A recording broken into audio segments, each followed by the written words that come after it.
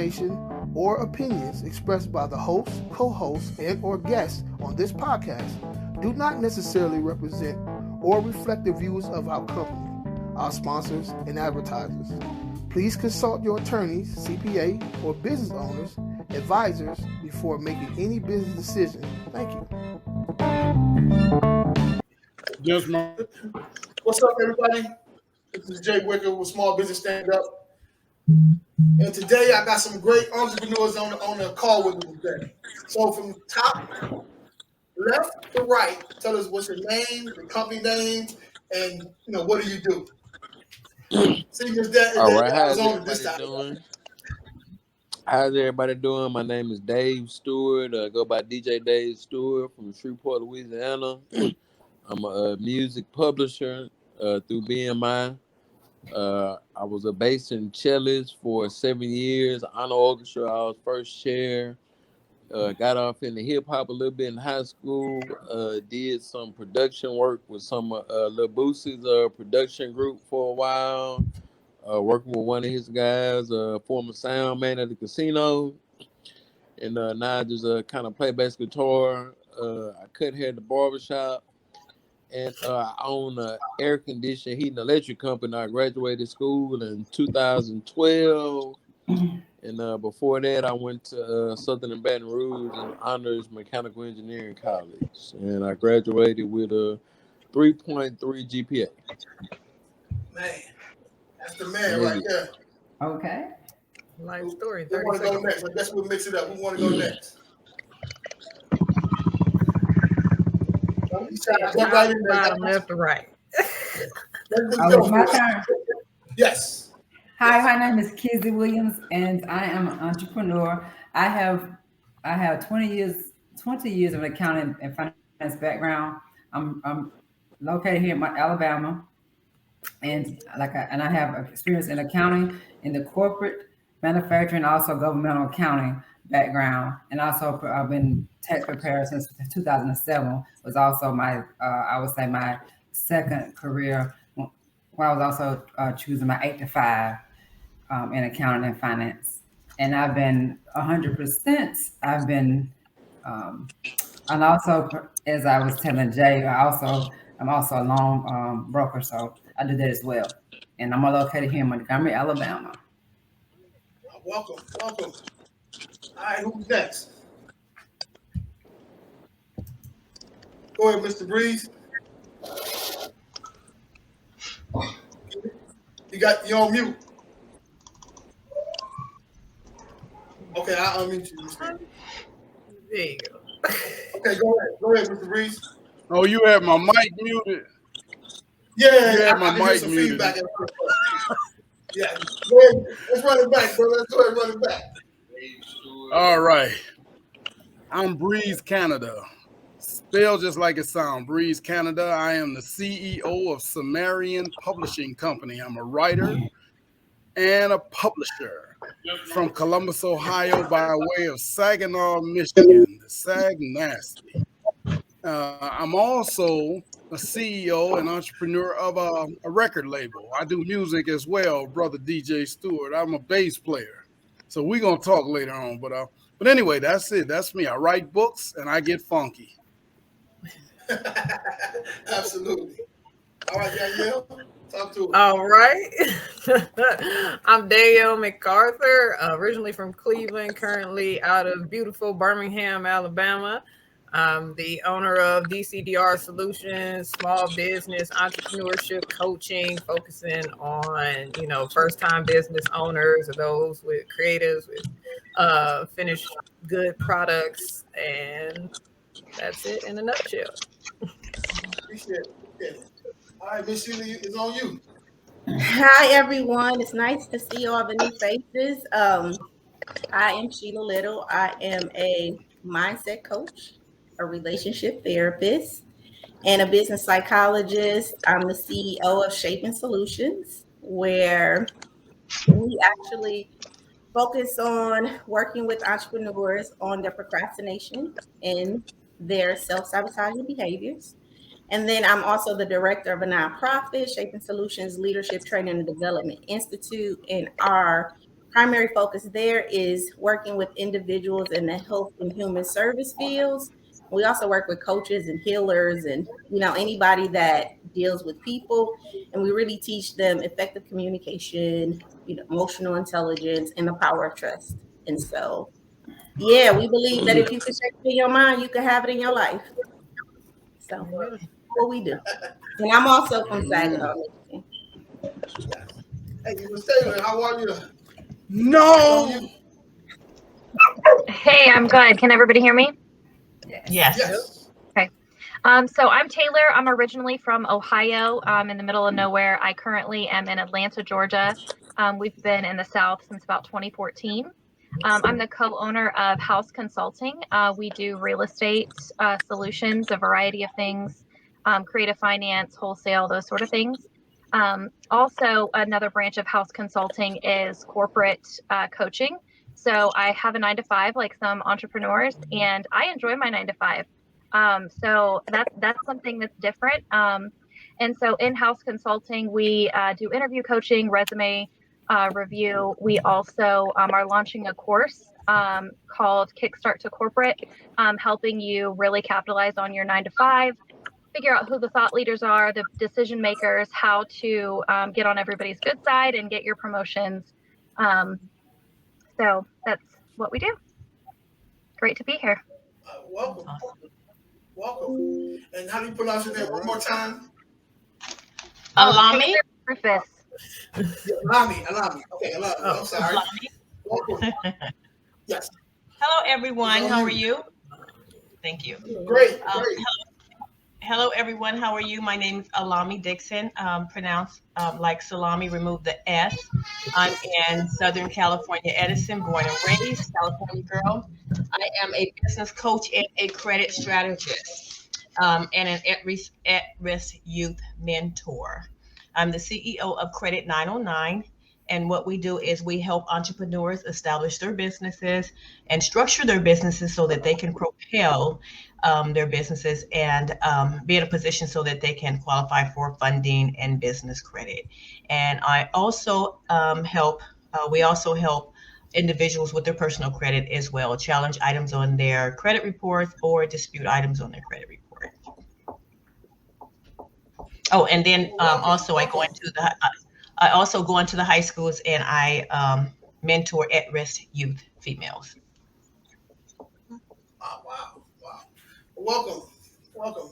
Derrick, it's on you, brother. Hello, I am Derrick Gant. I am a financial consultant. I'm a registered investment advisor, meaning I am a fee-based consultant, and I help people that have money make more money. Man, you win it. All right. So I see DJ, he's having some issues here, some technical difficulties. So I know he has to go pretty early today. Let me see. Just send me a text. Yeah, he's having some issues. So I guess he's going to try to pop back on real quick. But I was going to let him go first, kind of tell us a little bit about his business and everything. And he was going to play a song for us, too, on his guitar. So hopefully he pop back in, right? Because he does a little bit of everything. So what we'll do, we'll go ahead and just get started. And if he logs back in, we just kind of cut what we're doing, let him do his thing so he can go and do what he have to do. All right, hope that's fair, guys. All right, so look, we're going to set this thing off like this, man. I just heard some a moment ago. I'm going to see if it's real, okay? Let me know if you guys can see this. Can y'all see that? Yes. Okay, is that the wrong one? Hold on, that's the wrong one. Okay, I'm jumping now, man. This screen. Come on, man. Get it together. This screen must be scared of you guys. They don't do this when you guys not on here. All right, let me know if you guys can see that. Were you raised to be an entrepreneur? Well, we'll go with that one first then. Now we have 1099 versus W2. That's what we're looking for. 1099 versus W2. Talk to us. Where you stand with this? I know a few of you guys though. But we have some new stuff, man. What do you guys think? What's the question? You wish you would have been back to W2? Right? Sometimes I think about it. Sometimes it would be a lot easier, man, if I just go back and get me a job, right? What about you guys? Well, I think I have an expert. Okay, so I have an expert. So right now we're talking with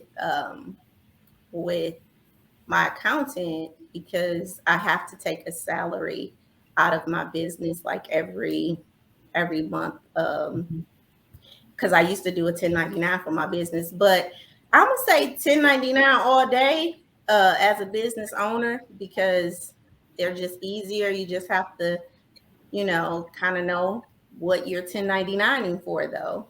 That's what my accountant told me. But 1099 pretty much all day. Like at the end of the year, I like just writing them out and doing that. Now, when I was a W-2 person, it did feel good to have a business and be able to get my tax money back when I was, getting my W-2 and they was holding taxes and I had the business so I can kind of write some of my, some stuff off and get my money back. But I like 1099s.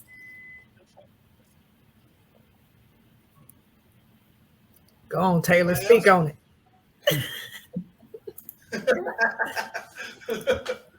We can't hear you, Taylor. Sorry, y'all. So 1099 versus W-2 in reference of what type of money do you like to receive? I would say as an entrepreneur, 1099 all day. I would say I would agree. However, I would say why not both? So that's my big thing. That's what I do. So I have a W-2. I have a 9-to-5. I really enjoy that. That's consistent income. And my thing is, how do you become an entrepreneur? It's hard to become an entrepreneur with no money, right? So you got to use that W-2, figure out a way to make that W-2 as high as it can possibly be so you can use that difference, right, between what your expenses are and what you're making, whatever that difference is, to start investing in your business. So I would say if you're just starting out, why not both? Both is all day. And in my 30-year plan, the next 5 years, I've still got my W-2 in it because I enjoy it. That was part of my answer. I read something. Somebody else on that? Oh, go ahead. Go ahead, sir. No. Twins first.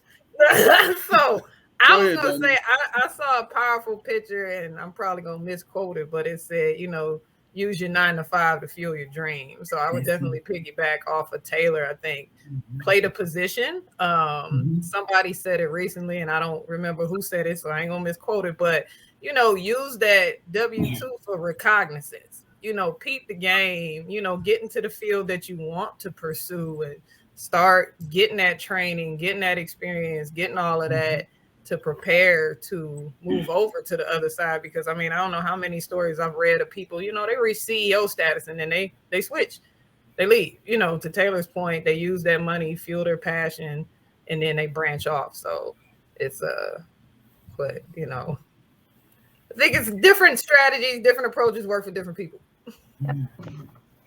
Go ahead, I sir. do feel like if you have a W-2, you probably should think about getting a 1099 or opening up a business, especially if you're in a higher tax bracket or you're paying a lot of taxes. It's nothing wrong with opening up a business as you discover, and to really write off, some of that stuff so you can get more of your money back. And I agree with Joe's point. I'll weigh in on it a little bit. So, what'd you say, Jay? I thought you had a comment. I'm sorry. Am I muted again? No, you good. I do. I think it's a delay on vocals, but I don't know who. But anyway, my take on it is a little. I think there are mitigating circumstances here. First of all, when you talk about 1099, you have to figure out which version of 1099 are you talking about. Are you talking about 1099 receiving payments from people you do contracts with, or are you talking about passive income 1099, such as stock dividends and stuff like that? And the reason why that's relevant is because let's say a person is sitting on $75 or $80 million and receiving 1099 tax clarification because of stock dividends. That's a whole different ballgame than somebody that's out here in the community doing contracts 1099 for their work on a daily basis. Second thing you have to consider is what is the mindset of the person that you're answering the question. Whether we 1099 W-2 really comes down to how we feel about entrepreneurship. That's the most important thing. How do you feel about entrepreneurship? Because there are people that make a lot of money, like Taylor suggested. She likes what she does as an employee. There are people as employees, and some people actually love what they do, but there are other people who make even more money. Like me, I told Danielle yesterday, I was making $30 an hour just walking around with a clipboard supervising. So I quit that and started my own business. Made $167,000 90 days and didn't even know what I was doing. Just Amazon, But for me, the difference was not the money; it was the freedom, and that's what entrepreneurship really is about. It's about freedom. It's about a different way of life. You're breaking up into your own life so that you can do what you want. At the end of the day, all of us have a limited amount of time on this planet. Okay, you breaking up big time, bro. Are you plugged into hardwired to your computer? What can I say? Yeah. But anyway, but I definitely understand what you're saying, though. You talk about stocks and stuff like that, man. It's ways to stay on your your job or whatever and kind of maneuver a little bit. So I definitely understand what you're saying, and that makes sense. That's a great point. I didn't ever even think about it like that. So. Anybody else? Yeah, I have something to say. 1099 versus W-2. In my opinion, I feel that the W-2 basically brings on more stability. Mm-hmm. However, the 1099 allows you the freedom to take the 20% pass-through deduction, where you can have a lot more deductions than a W-2. But again, the W-2, in my opinion, brings on more stability. So you said that, so the 1099 versus the W-2, the 1099 bring more stability, or the W-2? I think the W-2 brings on more stability, yes, because you have that constant. When you're working for an organization, you have that constant money coming in, and that residual money coming in. Whereas if you're a contractor, or if you have your own, if you're an entrepreneur. You don't have that residual income coming in like you do if you're working for a corporation. Okay. And so I think, honestly, that's one of the things that I do miss. That's the only thing I miss walking away from a corporation is the residual income coming in. Constant, the same income coming in. As an entrepreneur, it doesn't come in like that. I do want to. I want to piggyback on RJ, because I think that you make a good point about consistent income, but I think about discipline too. You really have to have your stuff in order as a 1099 person, right? Like your books, making sure that you are knowing what you're writing off, meeting with your accountant. And if you don't have that type of structure as a 1099, you can get in a lot of trouble, because when they report that 1099 to the federal government, and then you're not reporting that 1099 to the federal government, it could be some issues. So, you definitely want to be a lot more disciplined. I think it takes a lot more discipline and fortitude with the 1099. It's just not as easy as, I got this money.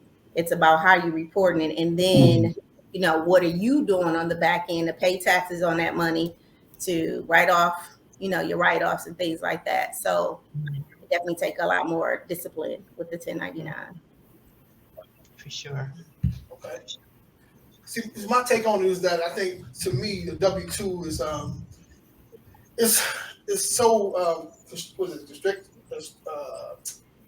How would I say it? It kind of keeps you in a box, right? So you get that job, right? they already know exactly what the max they're gonna pay. That's the ceiling. As a 1099, right? Whatever your skills is, and the person you become, as far as the skills is concerned, or the expertise you get, as far as your skills is concerned, right? The sky's the limit, right? Now you go to that job or whatever, they can let you go at any time. That's really no security, right? They can say, you know what? I don't like the way you look today, and chuck the deuces, right? Now I definitely understand what Taylor said as well. So she working a 9 to 5, and she has a business too. That's the best of both worlds. So you can kind of look, I can, see that money coming down the line on Friday, whatever the case is. But if I still hustle on this side, I can build this vehicle up, to be able to take care of me in the future. So I definitely understand and respect that. But everybody who has a W-2, I respect that too. I come from that world. I didn't come from no money, so I had to go get it how I live, right? So I can get to the point to where I can take care of myself as an entrepreneur. So, all right, any more questions? All right, let's jump to this next one here. Yeah, man. At the end of the day, I think it.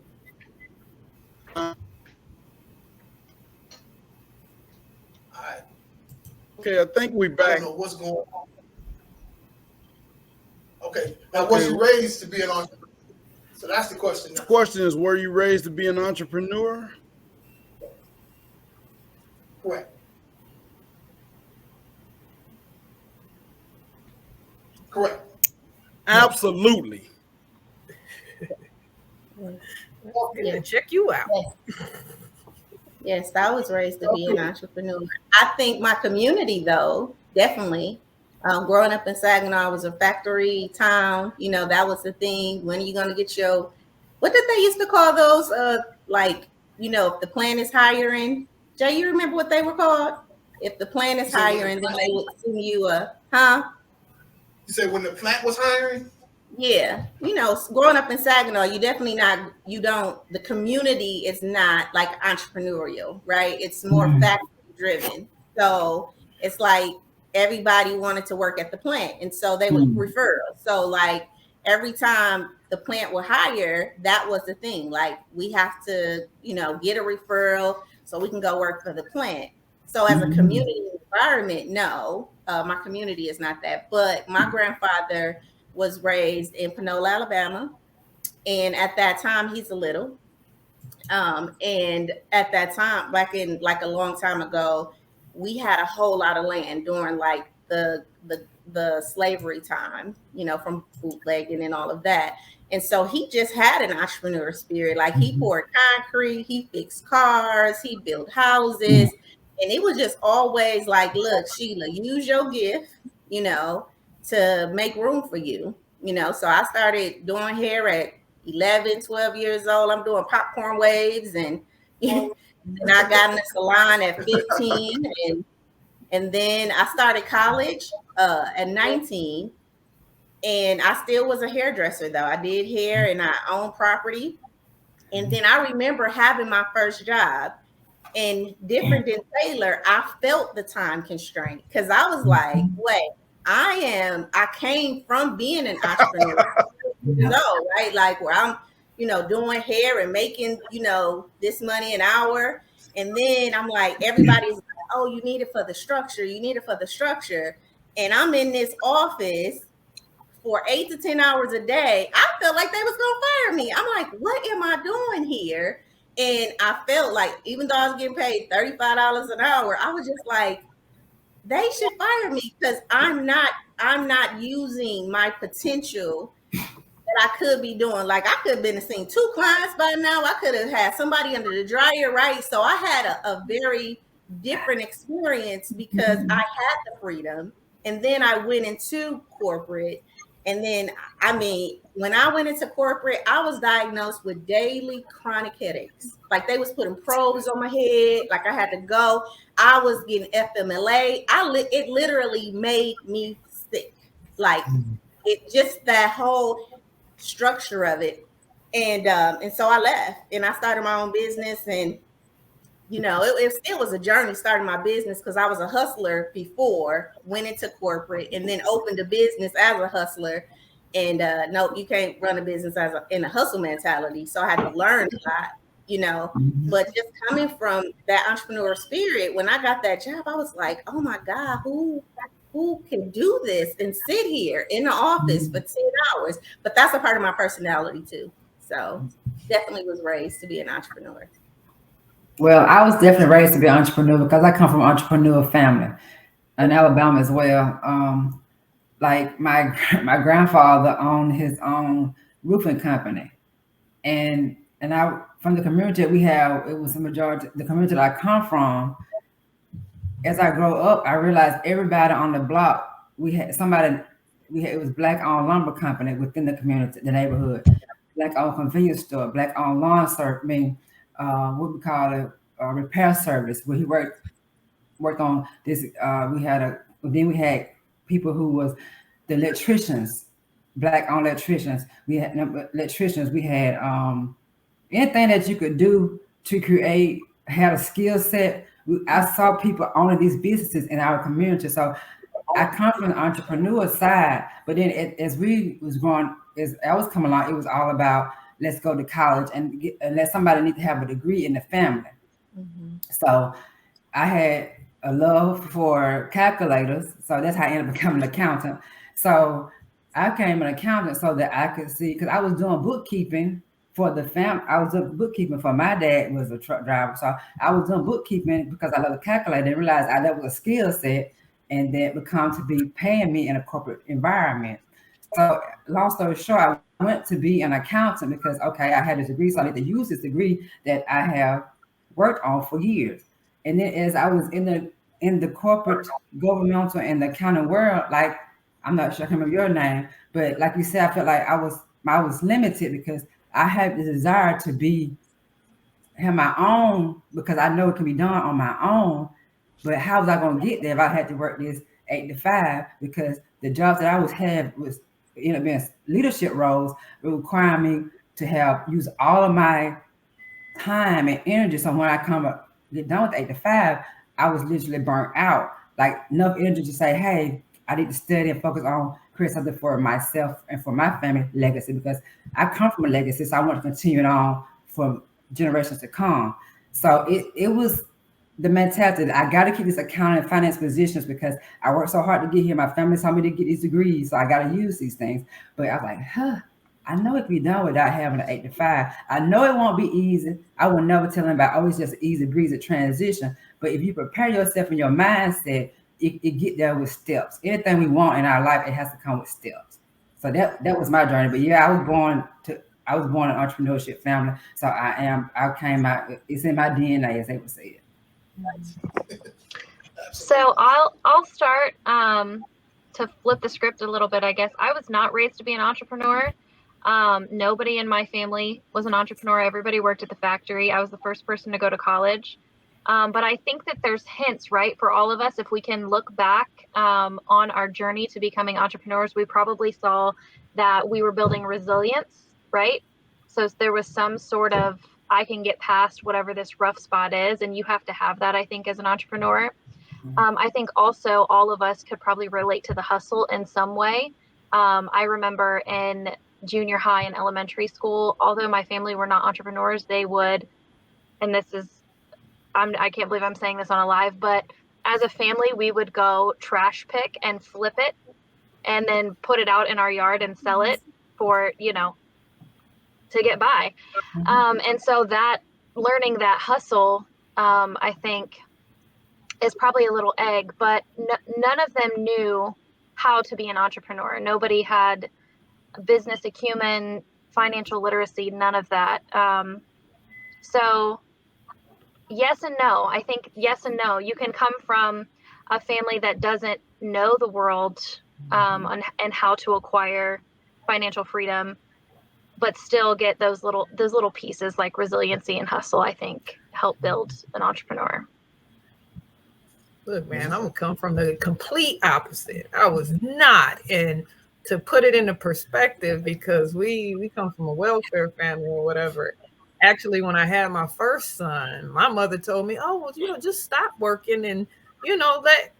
And I was like, No, because I kind of like this lifestyle that my little weak salary at the time provided. And so it's like, no, we're not going to do that. So I like Taylor's point where it's like, I definitely was not raised in any type of entrepreneur, because like my uncle had a business, but he was like out wherever he was at. So I didn't know what he was doing. We didn't see it. Everybody had a job. And in Cleveland, it was right when, steel left the city. So there was no factory, there wasn't a go-to, like, I'm in a city right now where there's a couple go-to factories. So it was just go get a job somewhere. And it was like, it wasn't even like a set spot. But the pieces were there, that spirit was in there. And then, everybody hits that why moment, just like Sheila said, where it's like, okay, this is enough. I can't do that. Whereas either you start converting that hustle into, okay, let's make some real money. Let's start making some real moves. But no, I shout out to y'all who came from with the entrepreneurial spirit, but I had to foster mine. Absolutely. But I definitely appreciate both of you guys. I was raised as an entrepreneur. I'm myself an entrepreneur. My grandmother had her own. Can you hear me now? Yes. Yes. Yeah, Derrick is right. He said this is the best generation to raise real entrepreneurs. I agree. Mm-hmm. Absolutely. Can you guys hear me? Go ahead. Yeah. I guess not. We can hear you. We're trying to give you space to talk. Because there is a delay. You got a slight delay, but we're gonna get past it. Just keep talking. It'll roll. I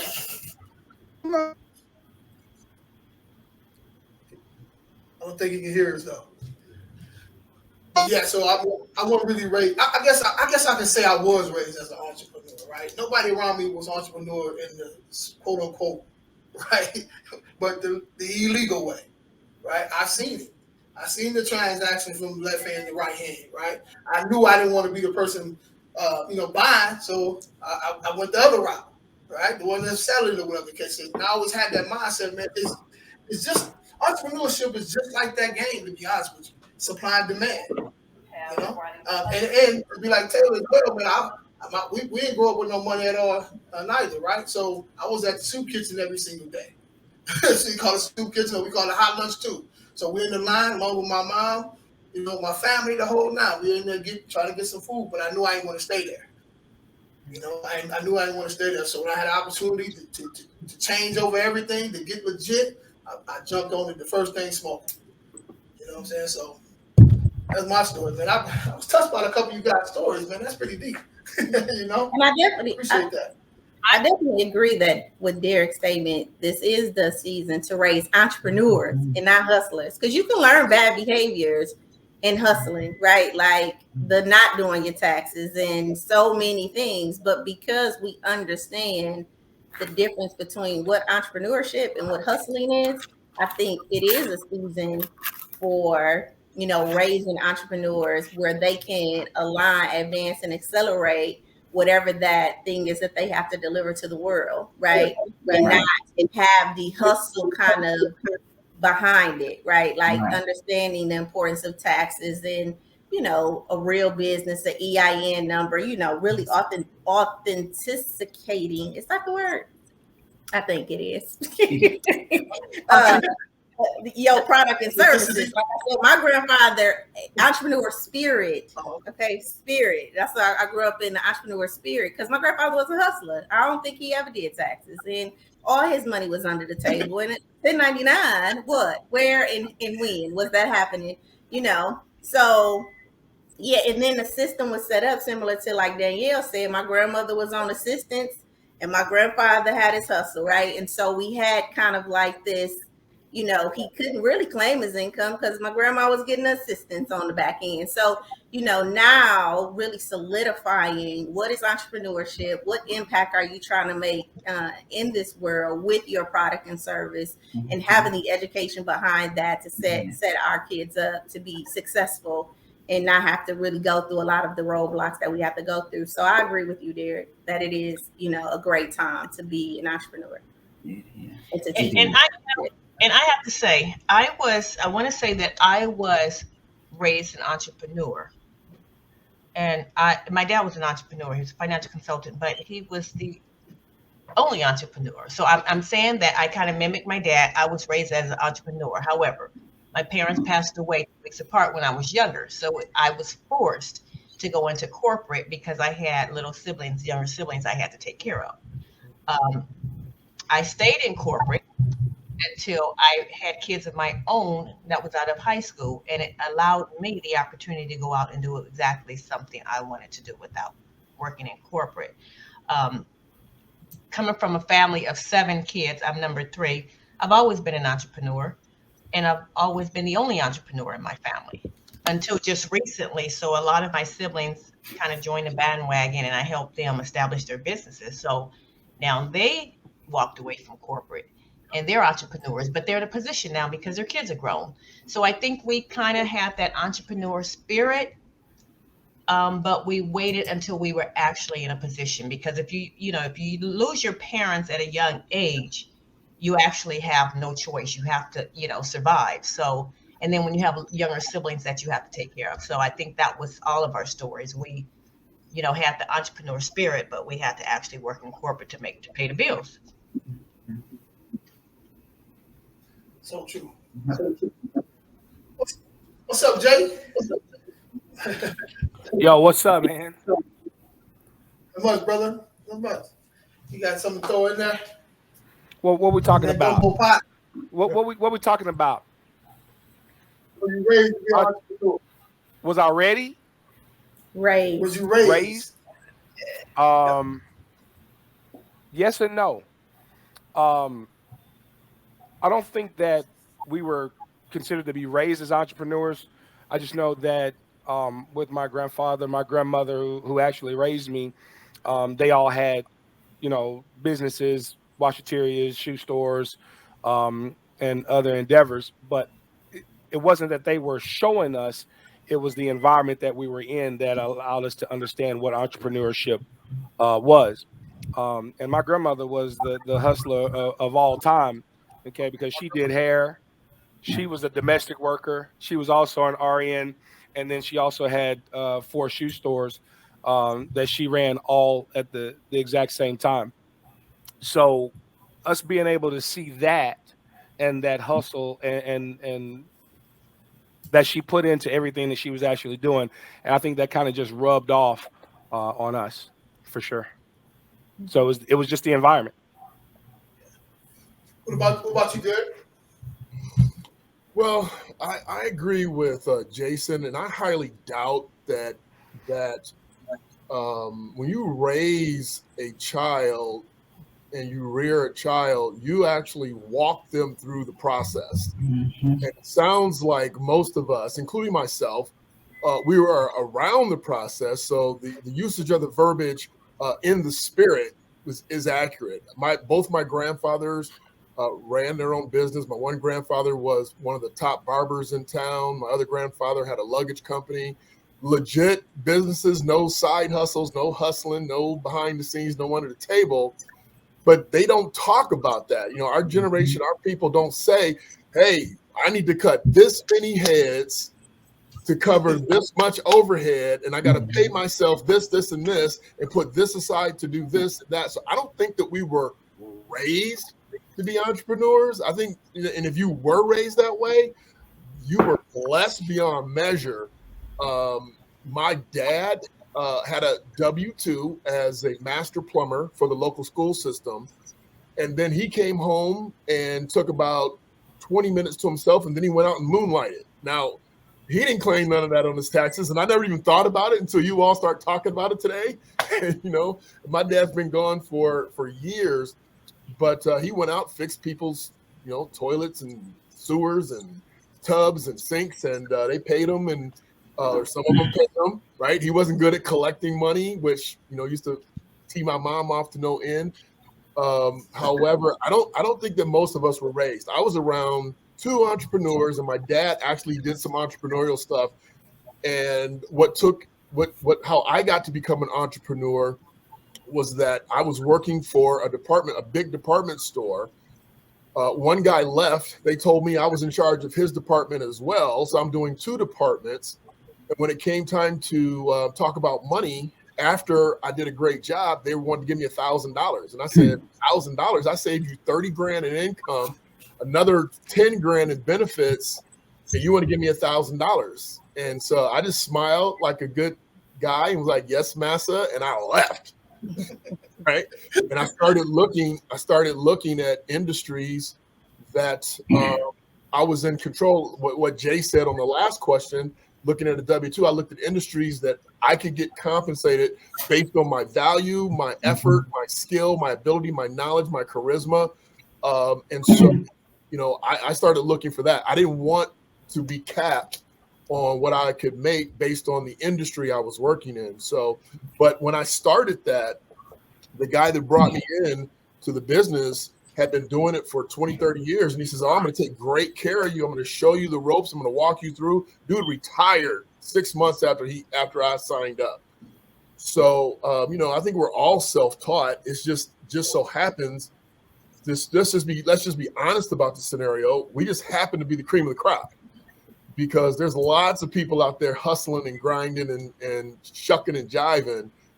We just decided to take it seriously, do it the right way, and make sure that we elevate the right way. And I say that, and the proof of it is all the people that got hemmed up with these PPE loans, and how many barbershops popped up during COVID. I mean, it was more beauty and barbershops that popped up. Oh yeah, I was there. Let them be great, man. Let them be great. There's a lot of people got hemmed up taking a lot of PPE loans that are behind bars right now. Lost their housing and some of them went on Judge Judy. Stop it. I don't watch TV, but I'll take your word for it. I think you make a point, Derrick, about is it taught? I think that my mindset, I have 3 sons, and although I bought them lawn services when they opened up like a little lawn service thing where they cut the grass, there is this kind of W-2 mindset though that I still teach them, like, go to college, or where is your learning coming from? Where are you developing from? And then as a therapist, I work with a lot of first generation individuals that come over, and their families is like, look, we made this sacrifice to come over here and open this liquor store, or we made the sacrifice to come over here and open up this whatever that store was, so that you can get an education and you can go get their money, right? Like really pushing this agenda of, get a job and get their money, right? And I just think that we're on this curve as entrepreneurs as African Americans, where we're like, no, use your gift and get your own money, and it's an interesting dynamic for me to be, first generation Indians and, Mexicans or Hispanics or whoever, talk about, going to college, becoming doctors, or becoming engineers and things like that to get the job, where we're on this curve of we're trying to walk away and really find our gift and create this space for us to be able to get the stores and create this kind of entrepreneur or small business. So yeah, I think you're right. It's a very interesting time. My son, this is what I told my son. You all should find this pretty interesting. My son was going to college, and I said, look, if you don't get a football scholarship, here's what I'm going to do. I don't think you should go to college. I think it's a rip. I think it's the biggest rip known to man. You're going to spend 40 grand a year, okay, times 4 years. Most people are spending 5 years because they changed their major. So 4 times 5 is 2. You're going to spend 200 grand. You're going to owe money. I got clients as an investment guy that still have 6-figure student loans in their 40s and 50s. I said, here's what I'm going to do. If you don't get a scholarship to play football and go to college, I'm going to back you. I'm going to back you. I will guarantee you your money. And if you decide after you give me 4 years of going out and I want you to go to college, but I want you to pick the courses. So you're not going to get a degree. So whatever it is you're going to do, we're going to go get those courses online, because you can get courses from any school in the world online. And you figure out and focus in on what you want to do. Take the courses you need. If you need a certification, get that. And then I promise I'll back you. I'll pay you $40,000 a year. And if you don't like it, you don't want to do it, and you decide you need that college degree, I'll pay you the $40,000 while you're going to college. And he ended up getting a scholarship, so the experiment didn't work. He got that scholarship. But I think that people should be very careful, unless they're going to be an engineer, a doctor, a lawyer, something that demands education. I'm all for college. If it doesn't, I think it's suspect personally. I really do. It's a money grab. I think it's a money grab. I think you're the one who said like college loans is like the number one thing on the federal government's yeah, it is. Liability asset list. It is. But college does have a unique way of grooming individuals. I want my sons to go to HBCUs or absolutely. The maturation process is unmatched. Mm-hmm. Sending a kid out and saying, okay, you're on your own, figure it out. Even on scholarship, you got to figure it out. You run out of food, you run out of money, you got to go to class. Nobody's telling you. So I'm not debating the maturation process at all. So I agree with you 100% with that part.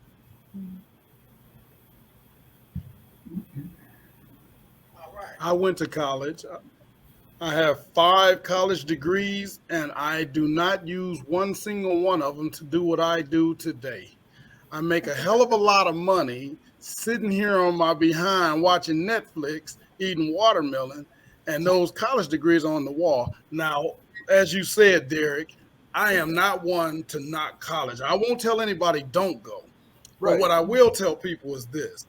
The ideal of college is to, when in this country, we are indoctrinated into systems all the way from daycare to preschool to kindergarten to, higher learning. We are indoctrinated into systems. So if your goal or your objective is to be part of a working system, then go to college, because college prepares you for the workforce. That sheepskin will make you a prime candidate for a job. You will get hired usually. But entrepreneurs, the greatest entrepreneurs this nation has ever known, did not go to college, or they dropped out of college. And I'm talking about the big boys. I'm talking about the Henry Fords and the Rockefellers and all of these people, the captains of industry that built this country. As far as the economy goes and the infrastructure.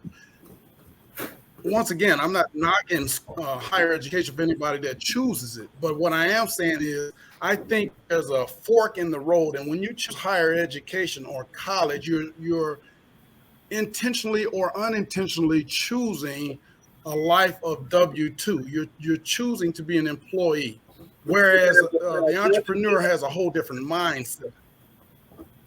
Yeah, college tends to be a little bit of a distraction from entrepreneurship. And one last point about that is this, going all the way back to the entrepreneur question Jay asked in the beginning. The whole ideal of entrepreneurship is freedom. It ain't money. Hustling is money. Everybody can hustle. We can go sling newspapers, shovel snow, cut grass, cut hair, sell weed, whatever. Everybody can hustle. But the ideal of entrepreneurship is freedom. You want to be in control of your destiny. You want to be the master of your fate, and you want to live life on your terms, because not one person knows what tomorrow may bring, and tomorrow ain't promising none of us. So we don't want to spend our time on this planet struggling. And some people no disrespect to you, Taylor, or anybody. No disrespect to anybody with W-2s that like it. But I'm telling you now, as long as you got that W-2, you're being kept in a box. There's a glass ceiling that you can't get past, and you're working from check to check. Now, some people are better money managers than others. Some people know how to take that check and stretch it. But do you know what that really means? That means being that means restraining yourself from what you really want. You say, I really want this, but I'll settle for that. I drink almond milk. And my wife used to laugh because she said, I can't believe you're cheap behind buying almond milk. I said, this is what I want. It's healthier. I'm not a calf, so why would I drink cow's milk? But the point is, as long as I was working that W-2, I was going to the grocery store buying things that I could afford instead of what I wanted. And once I became an entrepreneur, I said, I'm getting what I want. So now I buy the big giant Snicker bars if I want to. But y'all get the point. So I do believe. Yeah. I look at entrepreneurship like. I want to close with this. Go ahead, man. So I was just going to close by saying this. I believe that all of us are here in this forum because we are entrepreneur minded. So I don't think W-2s really is where our heart is. We're here right now with Jay Wicker because we are entrepreneur minded. So the question is, how do we turn this energy into a powerful force that moves all of us forward? Okay, I'm going to stop preaching. Everybody should be an entrepreneur. Some people aren't cut out for it. It is not for everybody. It is not an easy thing to do. And let's just be honest. If everybody was an entrepreneur, we would have a tough time selling some of our products and services. Okay. So, you just got to remember there's something for everybody. That's right. After your question, then we'll go ahead. We'll highlight your business. Okay. All right, so the question is, how many years did it take you guys to turn a profit, right? We all talk about entrepreneurship, and we know day one we didn't start getting paid.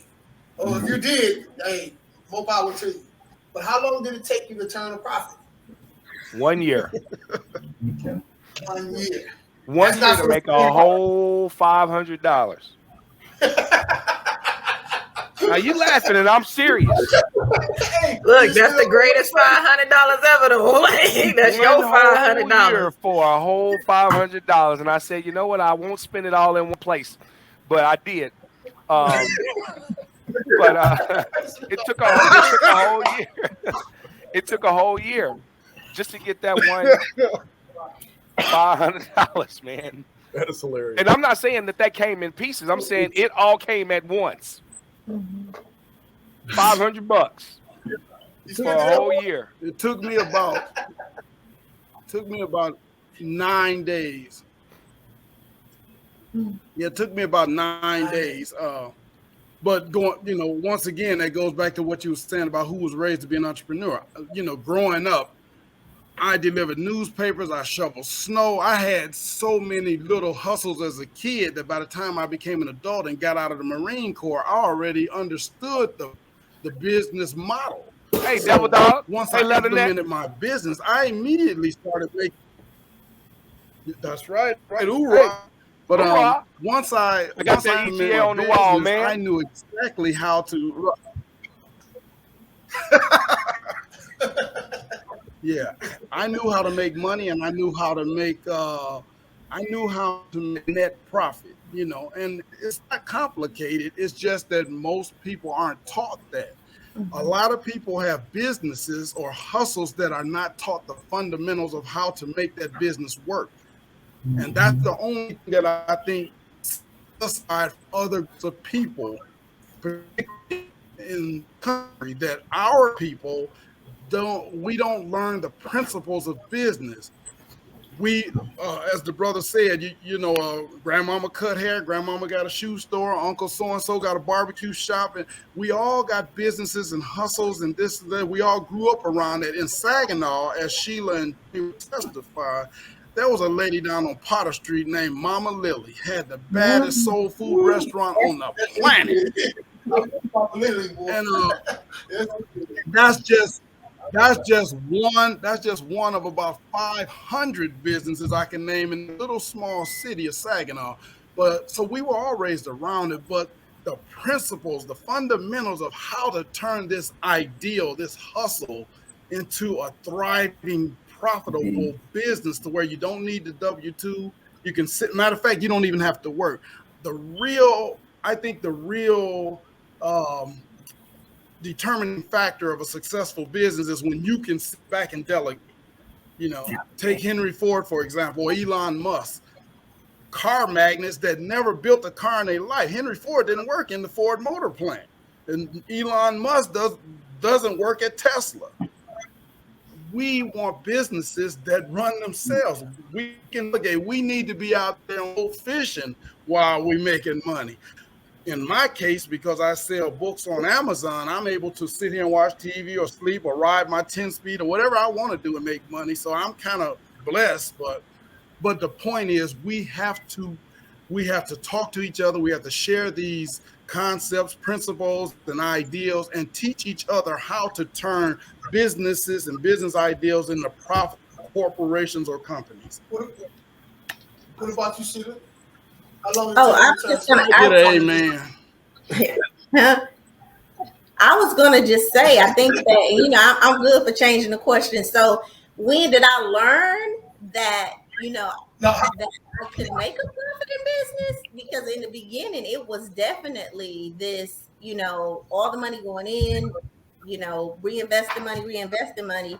And then it was like, wait, you can pay yourself, and that you don't have to take all the money and invest it back into the business. And then setting up, I think it was a book that said, open up these different accounts, and then, pay your shareholder, pay yourself, and then getting that knowledge, I think it just changed the game for me in the profit. So the last 2 pandemic years, in the last 3 years, I think we made a significant profit, but that was a mindset shift for me. And, I didn't even know, I could pay myself, and, I should be paying myself, and all my money shouldn't be going back into the business, And then I also think it's industry, because there is some industries that, quick turnaround. As a hairdresser, I made money just like that. Like I had only thing I invested was my profit, right?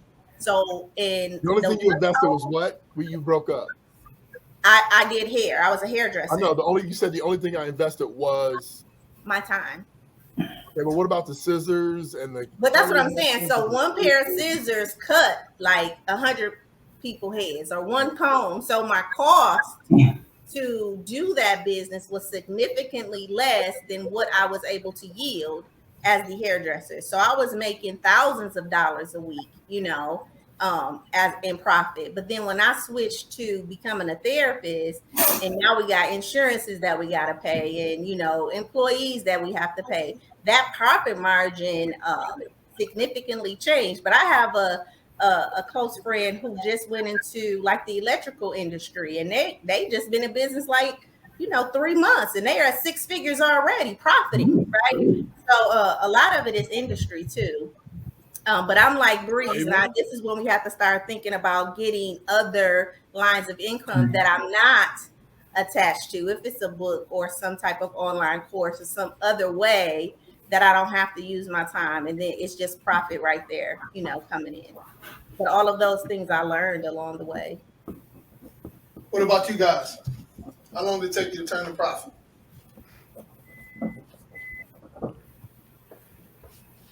Well, for me, it was probably somewhere in the middle of year 2. I know I didn't turn a profit at the end of year 1. At the end of year 2, I had crushed everything. So, and then on the other hand, going back to what Sheila said, that was my very first entrepreneurial experience. My entrepreneurial experiences, and the first time I was on your on the podcast, on my other businesses, I used the same staff, the same computer system, the same everything. I just reassigned duties, and I made money, the first 2 weeks, because I didn't have any new expenses. I mean, I didn't give anybody a pay raise. I gave them new responsibilities, but I give them a pay raise. And so I just said, hey, you got to do this too now. So, and I did, of course, after we were successful, I gave people bonuses, but we make money right away. So I agree with Sheila. It is industry specific. Think if you started a pizza franchise, you got to pay franchising fees. You got to outfit the store. You have construction costs. I mean, so it really is industry specific.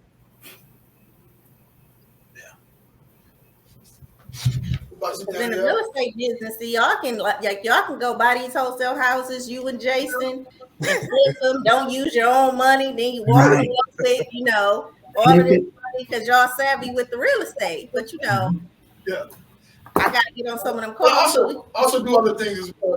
I did have to invest. Also do other things as well. I did have to invest though, but yeah, it took me probably a year and some other stuff I do too. I'm sure what you're talking about, Sheila. I'm just saying, real estate let me say this. I apologize. Let me take that, Jason. Real estate is a lucrative, like I feel like it can be very lucrative, right? Like the flip, you can profit, you go in, you fix a house up, you sell it, like, it could be a lot more lucrative. Well, it is. It definitely is. And even the ones that we don't fix and we still sell. But, that's just the nature of the business. Yeah, I think Sheila hit it on the head. It's all about the industry, and it's also about the timing. So, like, I started a sanitizing company with my business partner during COVID, and it took minimal investment, and because of the moment, quick returns within like 2 months because it was the right time. So it's definitely industry and timing. You get that timing down. And of course, you never know what's going to happen. But if you can play your cards, like you said, with real estate, I'm sure real estate is obviously a lot of timing. Actually, it's not. No. Oh, well, see, I don't know nothing about real estate. So let me ask a question. Let me ask the panel a question. Because first and foremost, I feel discriminated against since I'm the only old person here. That's just flat out discrimination. Really? So, but anyway, you would only know that if you said it. You just said it yourself. You look like you're 13. You look like you're 12. I'm sitting up here watching. I feel the wrinkles growing on my face. But so let me ask this question. And anybody can answer, or everybody can answer. But what do y'all think is the best possible thing to sell in today's world, or in general? What is the best thing to sell? Anything that's sellable. Well, intellectual. I always say I'm gonna say intellectual property. Something that somebody else don't know. What do you say, Jay? Yeah, I say intellectual property too, because you can make it once and you can sell it for a lifetime. Well, here's something I'm gonna share with y'all. You know that you're a book writer. I agree. That's not the answer, though. I'm going to share with y'all what a wise old Jewish guy shared with me 40 years ago. The greatest thing you can sell is the business itself. The business stock. Bill Gates didn't make all that money selling software. He made all that money because of the value of Microsoft stock. So the business itself, when you create a business that's a business that the public can bite into, look at Facebook. That's how some of us met, through Facebook. Mark Zuckerberg, he does sell advertising and a few other things on Facebook, but it's the stock that makes him a billionaire. Am I right? So I said that to say this. I don't really think it matters what industry we're in if we want to be mega success stories. I just think you have to develop your business in a way that it becomes appetizing. I remember when Robert Johnson started BET, and a lot of y'all not old enough to go that far back, but Robert Johnson out of Washington, D.C. started BET, Black Entertainment Television. A lot of people laughed at him. It was like, this Negro crazy. But he sold it to Viacom for $5 billion. I remember when Don Cornelius started Soul Train. Yeah, I'm old. I remember when Don Cornelius started Soul Train. They laughed at that, but he sold it for hundreds of millions. Well, he sold it for 70-something million or whatever. Barry Gordy sold Motown. And so let me follow up with you. It doesn't really matter what industry. Right, but we're talking about timing. So that's a long term, when we're talking about how fast you're turning a profit, because I 100% agree with your analogy, right? Like, build a business, build a community, and then somebody's going to want to buy that from you. But that is a long-term investment too, right? So, and some not necessarily, Sheila. And I'm going to say this because of what Derrick said. Derrick Gant said this. This is what Derrick said about 10 or 20 minutes ago. Derrick said, the kids are I can't say it verbatim, Derrick, but I'm going to paraphrase. You were alluding to something like this. The kids of today have the best opportunity for entrepreneurship of all time. Mm-hmm. I agree. So what it took Robert Johnson 30 years to do, and what it took Barry Gordy 50 years to do, and what it took Don Cornelius 40 years to do, only takes a matter of 1 or 2 years now because of the advent of the internet. This internet is a monster. YouTube is a monster. Facebook. I mean, let me tell you something. If a person can't come up with an ideal and go global today, they need to be working at Wendy's. They need to go back to General Motors. This is today's kids. Listen, I have 27 grandkids, and I'm telling you, from the oldest to my oldest granddaughter is 21. My youngest was just born, and I'm telling you, these kids know some stuff I can't even imagine. They be sitting up here talking about. I agree with you, Breeze. I was just saying that I do think that mindset is definitely, it's awesome. I do feel like, though, it does take a little more time and investment to build that community, to build that value. I think, what's your friend name, Danielle? Which friend? Taylor? Yeah, Taylor. No, she was on a couple of weeks ago. Oh, Ashley. Yeah, so Ashley had the tech company that she sold the business, right? And then now she's setting that up again. And she's not setting it up this time to make a profit, right? She's setting it up to get the data to be able to sell the company, right? That's a different mindset. That's a different way of looking. It's an excellent way of looking, but you understand that your profit ain't coming right now, right? You're setting this business up to get that greater return. And when she sold her business, she got, undercut the first time, and he turned around and sold it for what, $30 million? Yeah, we all remember that number. Yeah, okay. So now she's like, oh no, that'll never happen again, right? And so her whole mindset now is to structure this business so that she'll be the yielder of that, that larger portion. So is she thinking about profits right now, or is she thinking about efficiency? Is she thinking about she's trying to keep the human element out of it and bringing in data people? So I'm just saying, you're correct, but I think it takes a different mindset or a different way of thinking to create that, which is awesome. All right, we got a business we want to highlight today, guys. Hi, everyone. All right, let me see if I can highlight it. Give me 1 second here. All right, you on? Go ahead, Miss Kizzy. Hi. Again, my name is Kizzy Williams, and I'm the owner of Fast Tax Central. As he said, it has fasttaxcentral.com on the website. However, we're in the transition of, this is our summer month, so we're rebranding the website at this moment. So we'll see, if you visit the website right now, you'll see caution, and it's letting you know we're making some website updates. So my company, well, I'm located here in Alabama, but however, I service all 50 states of the United States of America, all 50 states in the U.S. I prepare individual taxes, business. Let me start over. I am an accountant with 21 years of accounting and finance experience. So when I became an entrepreneur, I utilized the skill set that I had been used to create my own. So I'm an accountant first. And I do bookkeeping for small businesses and small business, and I do also individual taxes, business taxes. I'm a mobile notary, and I'm also a loan broker, which are my niche in loan services is for the real estate investors. So that's majority that's what my company does on a day-to-day basis.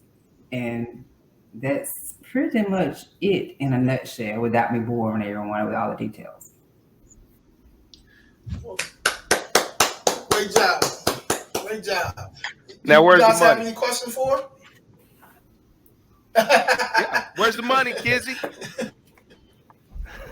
You tell her. You gotta tell her where your Show money me is. the money. Hey, what part of Alabama you from? Or you I'm in Montgomery, Alabama. You're in Montgomery? Okay. Capital city. Yeah, I know. You talking about Montgomery. I mean, I do stuff in Mobile and over there by Crichton and stuff like that. So, okay. My son goes to school out there in Huntsville. Oh, yeah? He goes to Oakwood. Okay, I know Oakwood. Yeah. Okay. Yeah. So where's the money?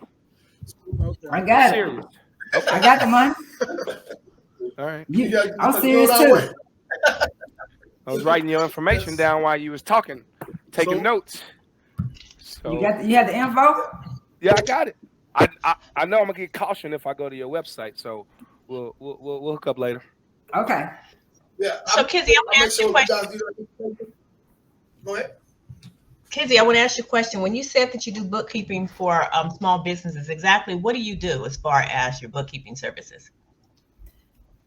Well, actually, I use several different web softwares. I won't name them because I'm not gonna brand or market them. In my the clients that I have, they actually I do their month-to-month bookkeeping. They're year-round.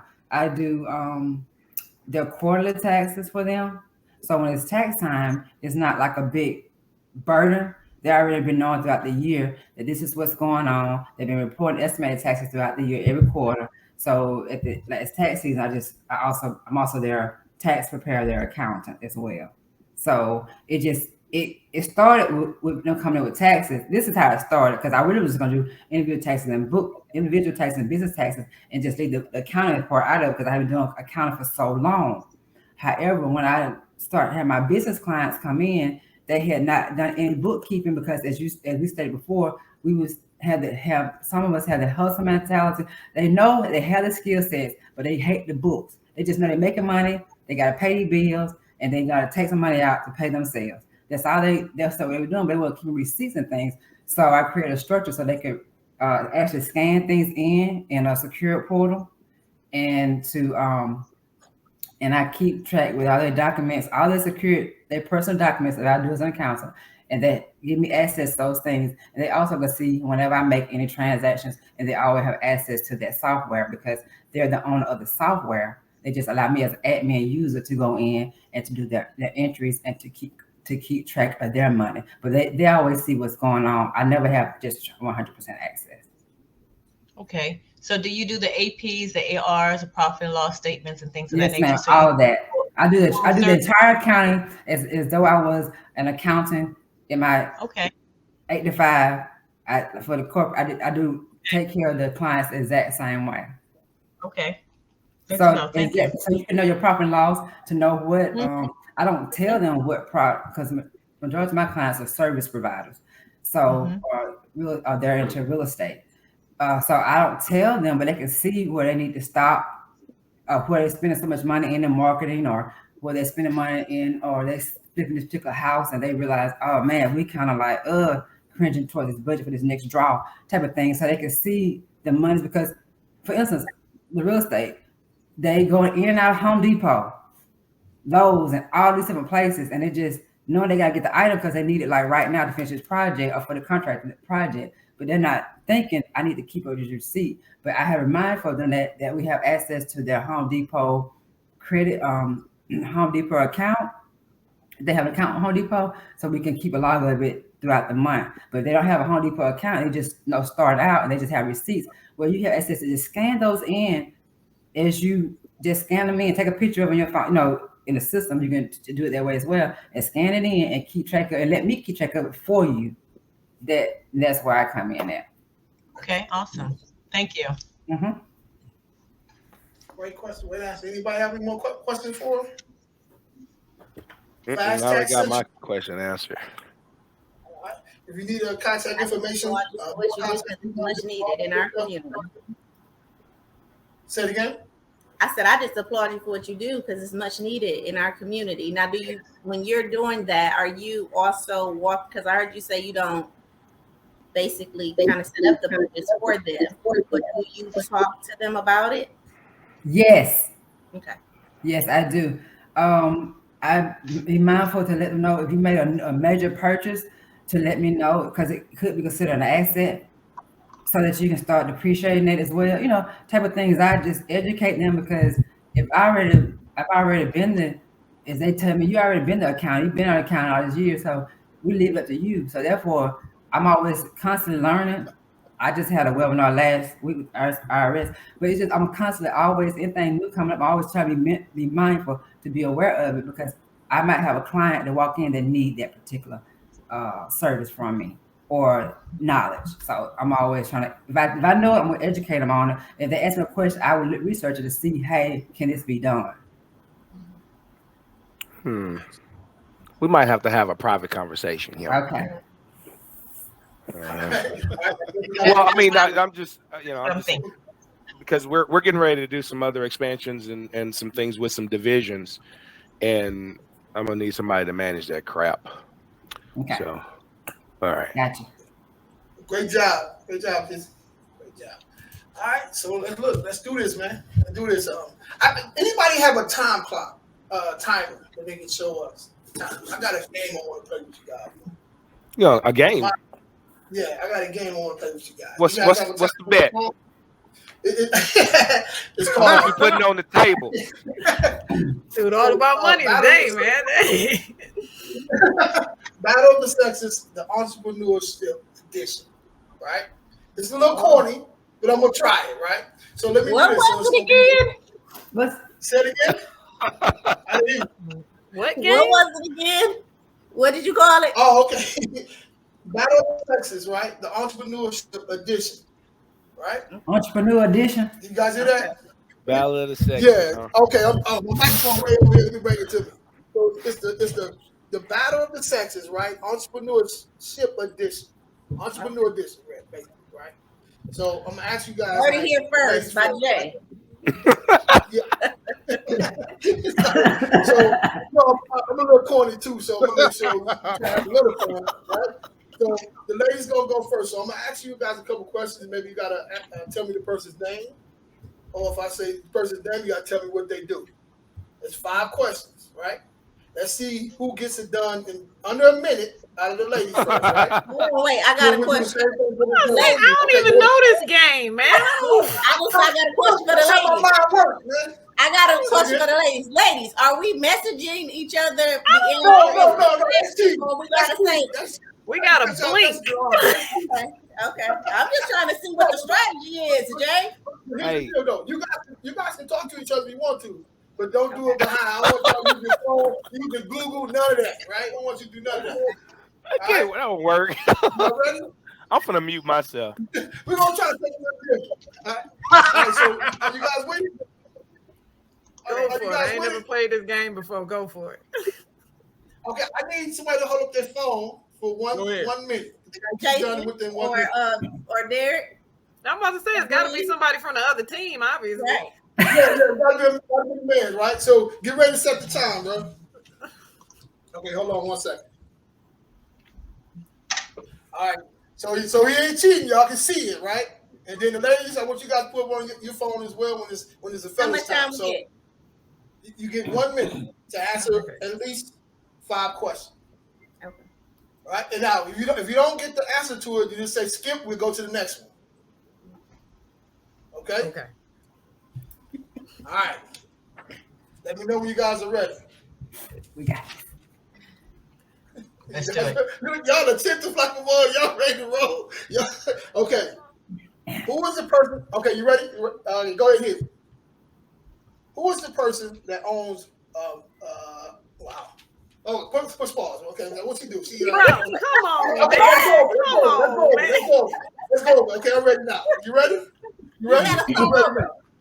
I actually forgot what she did, man. All right, you ready? Okay, let's go.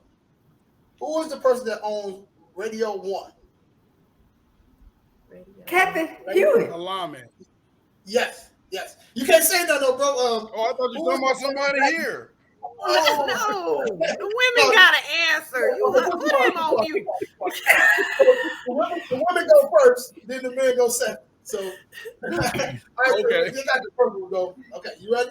So the first one was the person who owns Radio 1.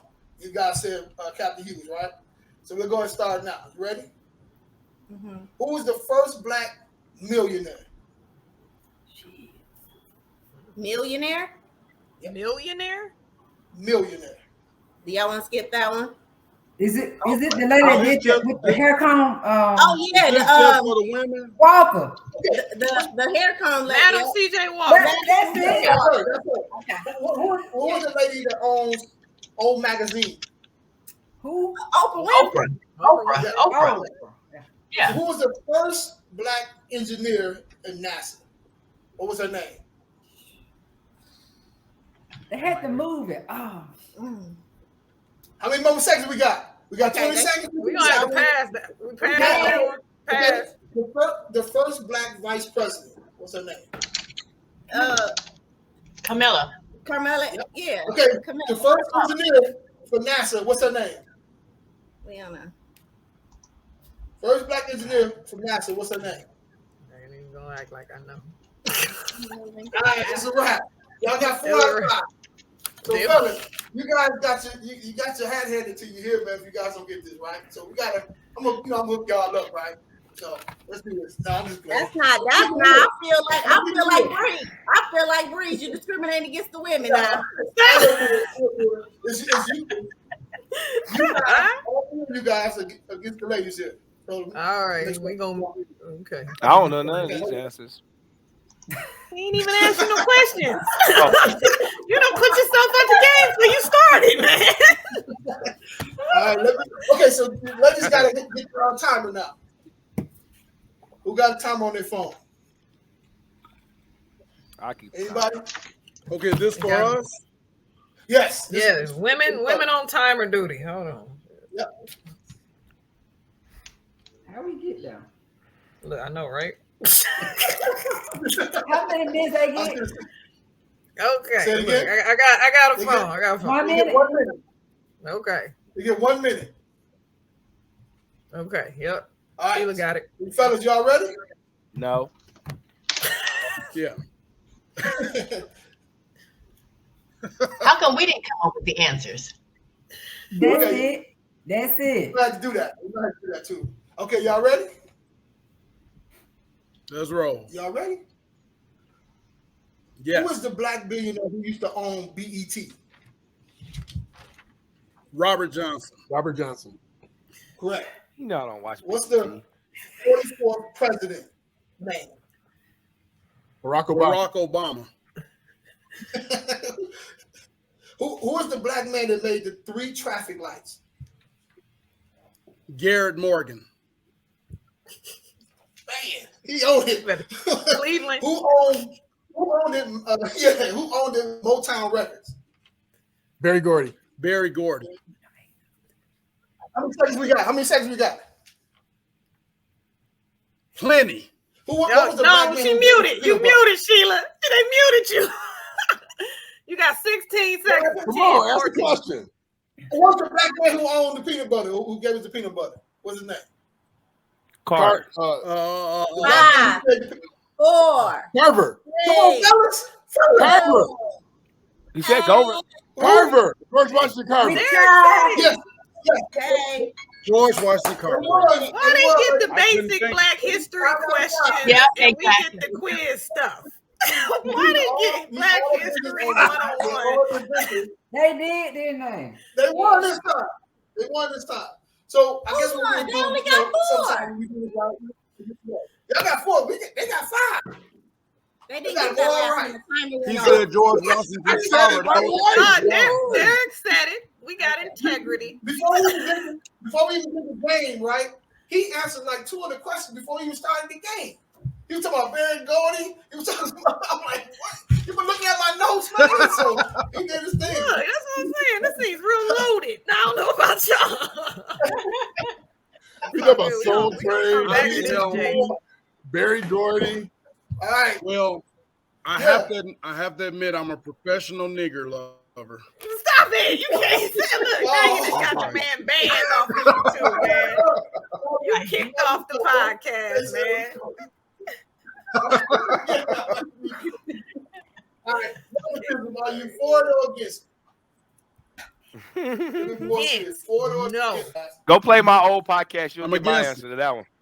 You're not for nepotism, like helping your kids out? Yeah, there you go. They've been doing it forever.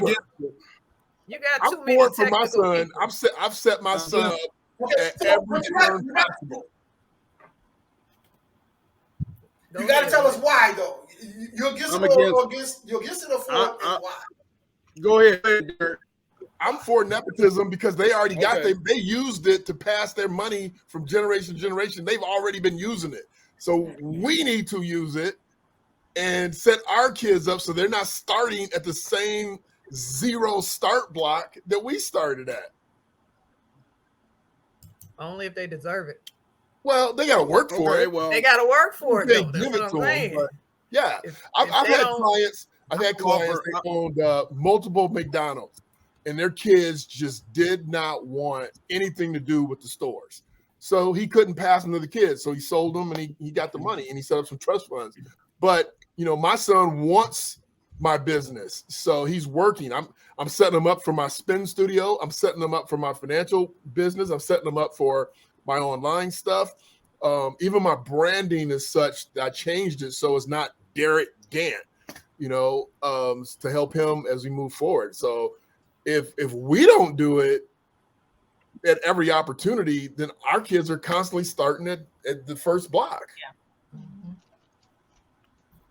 I agree. So can I just read the definition for our audience, right? So that you understand. Mother, sister. So nepotism is the practice among those with power and influence of favoring relatives or friends, especially by giving them jobs. I ain't giving nobody no job. I'm with him. You gotta earn. I think it's to your point, Derrick. If he embodies the spirit, has the drive, has the motivation, yes, and believes it, yes, you don't just get a handout because I know you. That's a hot no. Right. I mean, you're gonna have to apply just like everybody else. Yes. You gotta go through the application process. You're gonna go through the interview process. We also have a practical process that we go through. So you have to go through that practical before you get to that last interview. You're gonna go through it all. Even if I'm not in the chair, you're still gonna go through it with somebody else. And I don't know, y'all. I think that we've been so henpecked, so set backwards. I was watching an episode of The Jeffersons, right? And because it's the Fire Stick, so whenever I do want to watch something and veg out, and this particular episode, George was trying to get Lionel, the engineer, to come work for the cleaners. And Lionel was making $18,000. He wanted to pay him $35,000 and give him the job. And I'm like, yes, he's educated. He went to college. He did all the work. He's competent. I'm like, yes. You're gonna give it to another person. I mean, Okay. So let me offer a counterpoint to that. I'm about to say I got a perspective on that as well. But go ahead, Sheila. Go ahead. So Breeze, you want to go? Because I think this is where we as I guess intelligent individuals, LeBron did it the best, right? So he went in, hired a team, he tucked his friends under them, right?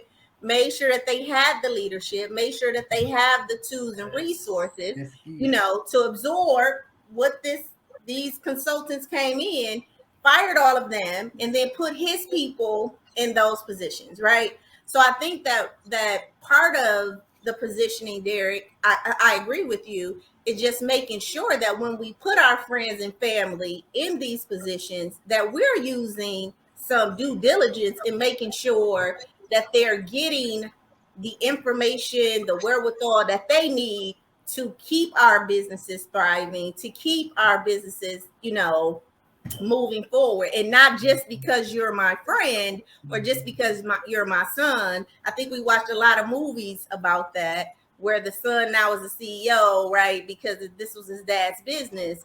I think we as a culture have to be a little bit more responsible in making sure that when we're putting our kids there, when we're passing this off to our friends, that we're also providing them with the leadership, the development skills to be able to hold on to those positions so we don't lose. I agree 100%. Let's just be clear. I have 2 sons. My eldest son I hired, and I fired him twice. I fired him. I called my mom. I said, this dude's got to go.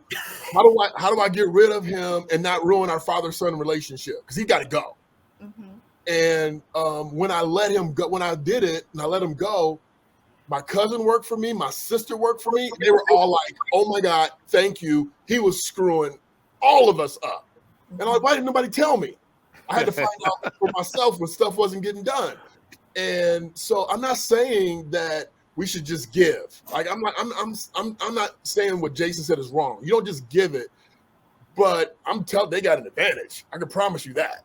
Oh yeah, they definitely got an advantage, but we do have to be stewards over that.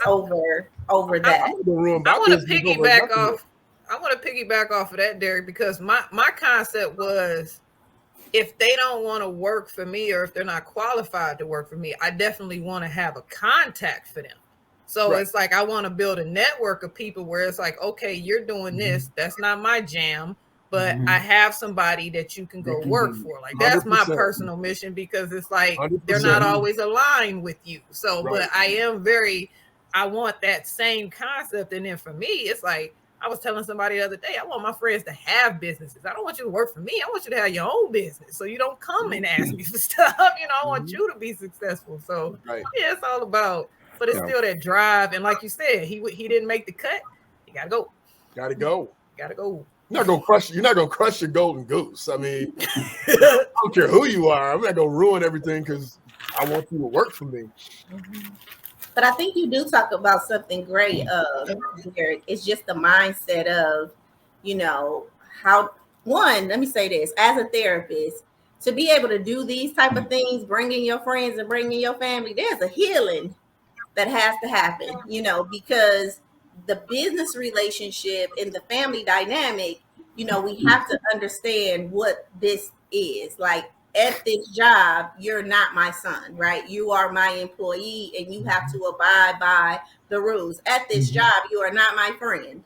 Right. There's a certain expectation that I have of you at this job. And so I think that we have this thing, like, I don't want to work with my friends and I don't want to work with my family because it's so much drama. And it can be, if you don't create the boundaries that need to be established, throughout that process. Yeah, no, you're 100% right about that. He got fired most of the time because he says, I ain't doing that. Did my dad say do that? Wow. Like, dude, that's your job, bro. Well, I totally, personally, I totally.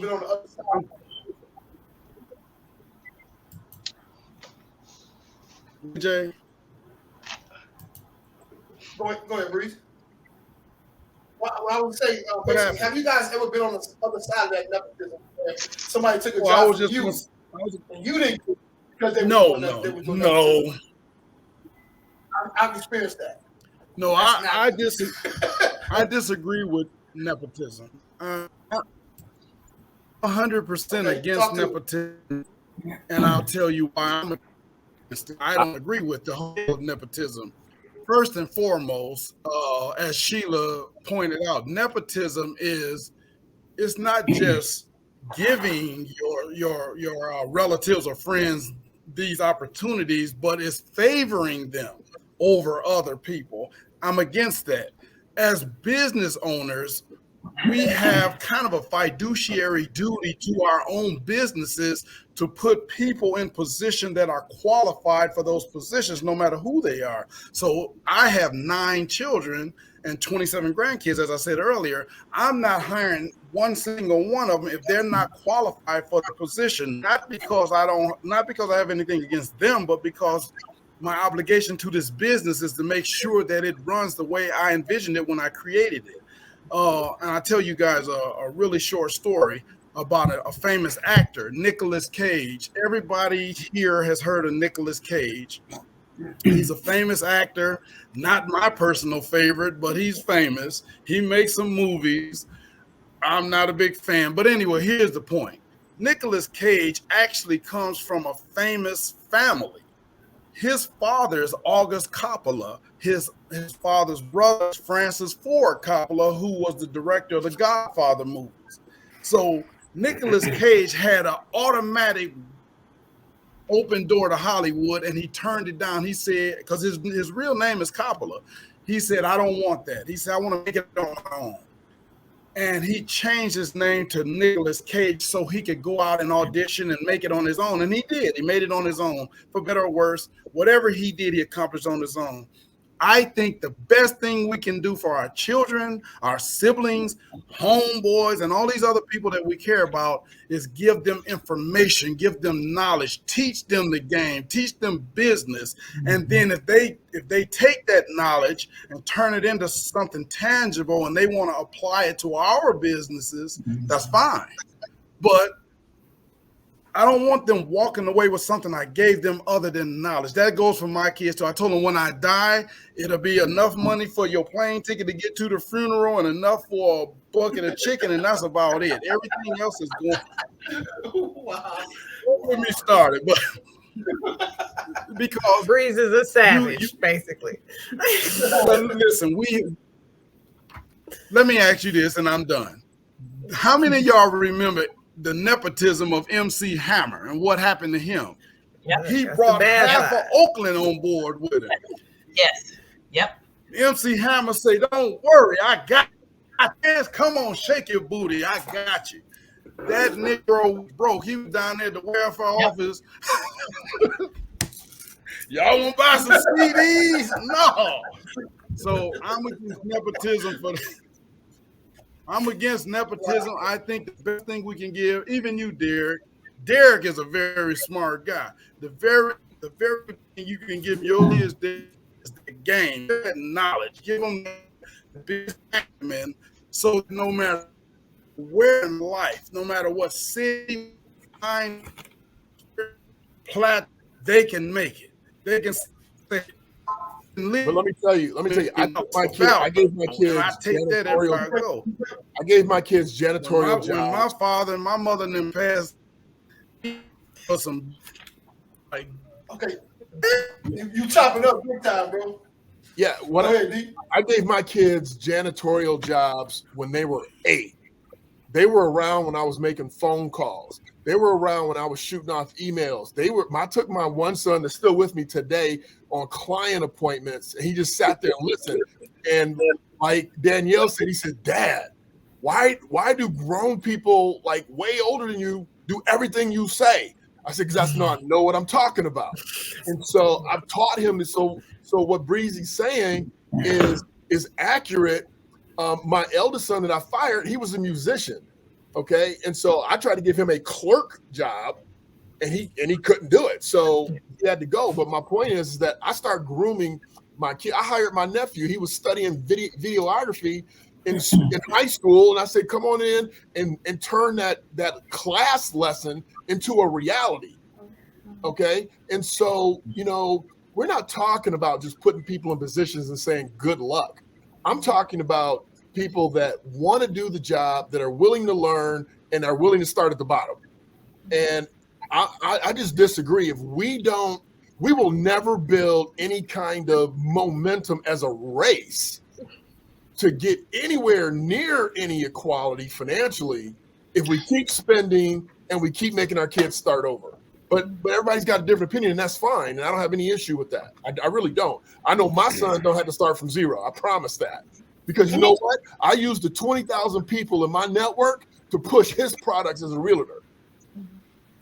And I don't think that they have to start over. I think another question to kind of piggyback on this is, do we live in a culture of nepophiliality? I just made that word up. I was about to say what now? Nepophiliality. Right here. Put that in Webster's. Keep it in the family. Is that what that is? Keep it in the family. I mean, just like, you know, when one person make it like, oh, you did it, so bring me along with you. I mean, I think we talked about it with MC Hammer, but how much of us, right? Again, from the mindset of Derrick, I mean, from your perspective, Derrick, I think a lot of us are running away from that because we grew up in cultures of nepophiliatum. I just made that word up. I keep saying it until it sounds right. But because it's like to bring me along with you. I want to come, and it's like I'm dragging you, but you really not holding on to what you're supposed to be holding on to. And that's why I just came back and was like, yeah, absolutely. I definitely don't want my kids to grow up starting from zero again. And I do things for my boys as African-American males, and it's very challenging raising African-American males in this climate to give them a leg up, because it's like, oh, you know, them boys ain't gonna be boys, you know, you ain't and I'm like, no, they are, because I'm gonna teach them you can drop them anywhere and they'll be able to survive. Their skills, there's mindsets, but I don't feel like I gotta start them over at zero, right? In a lot of the things that they do, because I'm trying to make them tough and hard for this world that they're gonna, you know, quote unquote experience. I still think that they can grow. But I think that in our culture, we have this mindset that, oh, you made it. You know, Danielle, you made it. So call Danielle. She got a job for you. Hey, don't call me. Laura isn't jealous. She needs to do a internship. Can she come work for you for that internship? You know what internship, I mean? yes.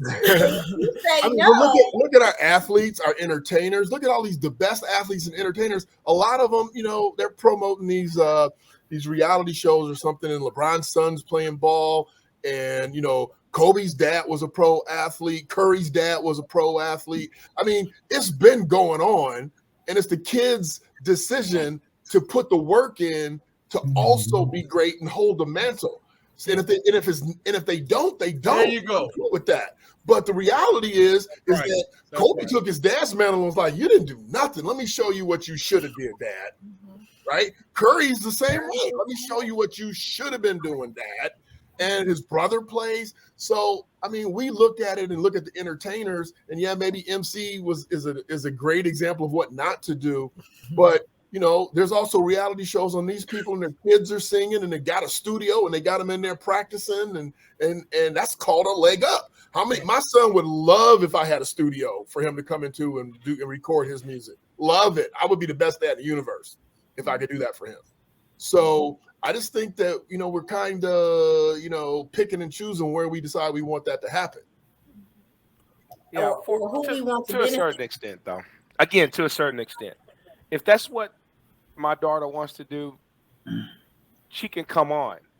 But I'm just not in the mindset that I'm going to bring you onto this.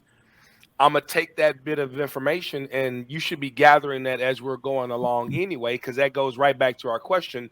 Were we raised as entrepreneurs? Well, was we there, and were we available, and were we watching, and were we absorbing that information to know if this is what I want to do in the first place? Heck, they might not even come to us. No, absolutely. You know, but I'm not just going to give it to you because, heck, you might not want it. You're probably going to run it into the ground anyway. Yeah, but the point is that you read, you know, and you're going to say, hey, baby, forget those other books. Read this book. Right. Yes. If she reads that book, she asks some questions. You're going to say, okay, now you finished that. Read this book. Yeah. Okay. Now I want you to go take this course. Now I want you to go to go take Danielle's course, because it's going to fast track you. Yeah. You know, so it's the blueprint. The key that's all I'm saying. That's all I'm saying. The key is, like you said, you set them up. You set them up. And if they, you know, you set them up for success as best as you can. I think that is the goal, you know, family, friends, that circle. You set them up. And if, to his point, they meet the qualifications, then you bring them up. But the key is bringing everybody together, putting them on the same page. Like, you know, this is what we're doing. Then you start teaching them the game. Like you said, Derrick, you started very early. You know, that's what I'm doing with my son. I'm going to teach you the game. If you want to play this game, okay, you can come play this game over here. If you don't want to play this game, all right. But the skill set and the mindset is what's going to set him up for success in whatever he does. So it's like he's not, you know, going to start off at zero, because he's going to be in the right mindset and place to be successful at whatever he does. Absolutely. Chooses to do. Absolutely. I'll tell you all something super quick. So today I'm teaching a friend of mine's son. I'm preparing him to pass his driver's test. Okay. So not the driving part, the written part. So we're studying virtually. So I said to him today, I said, hey, start putting these things down. We're going to start creating these 3x5 cards. We're going to create these 3x5 cards. And then it clicked in my head that he's really big on YouTube doing these video games and things. And I said to him, I said, hey, what if we could take your YouTube and start the things that I'm teaching you, you start talking about on YouTube and create this presence for yourself. And then I will work on, when we finish these 3x5 cards, I'll work on trying to find a spot where we can create them. How many kids are in your class, man? He goes, over 900. I said, okay, what if we get 20% of them to buy $15, these flashcards that we've already hacked and made before they get the driver's test? What if 20% of them bought these cards at $10, $15 a card? He was like, yeah, I like you, Mr. D, right? So this is what I'm talking about. You know, putting people in positions to change the mentality. That's it. Giving them the tools. I'm making him do the work. Okay. But why should he have to start at zero? He's gonna be a sophomore, and I promise you he will make $6,000, $7,000 off selling these little basic cards that we'll put some miniature drawing and effort into, some design work. And if he wants to, now I'm going to throw it out to him today. We're going to see if he actually does the work. I'm not going to make the cards, right? But my point is that if he was my son, this is something that he can do to get started in the entrepreneurial universe. How much did the cards cost? How long did it take us to make? Because you got to pay for my time too. You know what I mean? And he don't have to pay me, but we got to throw that in there so he understands as a business owner, you got to pay yourself too at your rate, right? Because my rate ain't $15 an hour. But what it sounds like, mine either. but what it sounds like, Derrick, is you can take a man to fish and he'll eat for a day, but if you teach him how to fish, he'll eat for a lifetime. And how many of us have heard that analogy, over years, Right. And so I think it's really teaching our kids how to think for themselves and how to create opportunities. And not even when the challenge presents itself, because it sounds like to me you are the solution to the problem, but you just created an opportunity by the solution that you were providing that opened up, another quote unquote problem for him to solve, and he can benefit from it. And the other part, to be totally honest, now he's interested. Now he's really paying attention. Now, and I explained to him, this is what's going to happen. I'm reading the information. We're highlighting the information. Now you're going to write it down. Okay, it's a whole different, another level. Then we're quizzing each other. So we're going to create all these little, not each other because I already got a driver's license, but I'm quizzing him. And so the point is you're 100% right. It's like, let's teach these kids how to fish the right way and how to think the right way, so that you're not always beholden to that glass ceiling. Have any of you guys read the book, The Art of Not Giving a FUCK? Right? Yeah. And in that, he talked about how solving problems make us happy, right? What was the name of the book? The Art of Not Giving a F. Okay. Yeah. In that, he's very descriptive about, we as a culture, we try to avoid problems basically, right? And the art is the way our mind should be set up is not to avoid problems, but what problems do I want to be solving in life, right? Because solving problems actually can make you happy, right? But we get to choose our problems. And so something like nepotism, the way you're using it, Derrick, is you're teaching your kids what problems do you want to solve in life, right? Yep. And that's a very empowering way to come, from this. We ain't solving the problems that's coming to you. Actually, you get the benefit of selecting the problems you want to solve with the understanding that this is beneficial to your brain, right? Solving problems that actually will make you happy. But did you know you can choose that problem? And I think that's the whole thing of entrepreneurship, right? I'm building a business to solve a problem that I want to solve in a community or in an industry, right? And that's what makes me happy. But I'm choosing my problem. Exactly. Mhm. I think that's what Jason is saying. He wants his kid to kind of choose their problem, like choose whatever the problem is that his daughter wants to solve. Yeah, but hopefully it's something that it's in the universe of what he's already doing, and he can start. And kids are going to switch. People go to college all the time and switch their majors all the time. So we're not suggesting that they won't ever change their mind. My suggestion is that he starts feeding her intel, books, techniques, explanations why I didn't take that contract, or what was wrong with that contract, or what I need, what I'm gonna ask for. Because you only get what you ask for. This is what I'm gonna ask for, and this is why. Those are the things that can be done. And you might say, well, that's not really nepotism, but to me, it's all part of the game. It's all part of getting our kids in a position. And I don't disagree with any of you. I could care less about friends. Yes, you do. No, I'm just kidding. I care about right? It's the kids.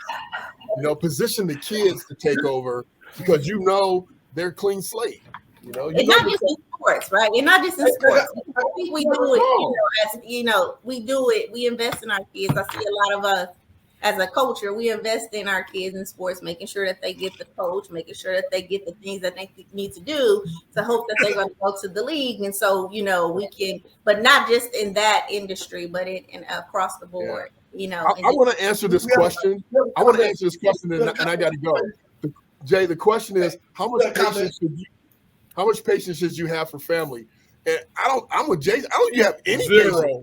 Okay. You can't. If you can't do the job, Zero. The train is going northeast fast. So I got no patience for family if they're not prepared to do the job. Stevie B, that's your answer, brother. Hey, Steve is one of my mentees, man. And so okay. Yeah. Sound like you need to have a conversation with him.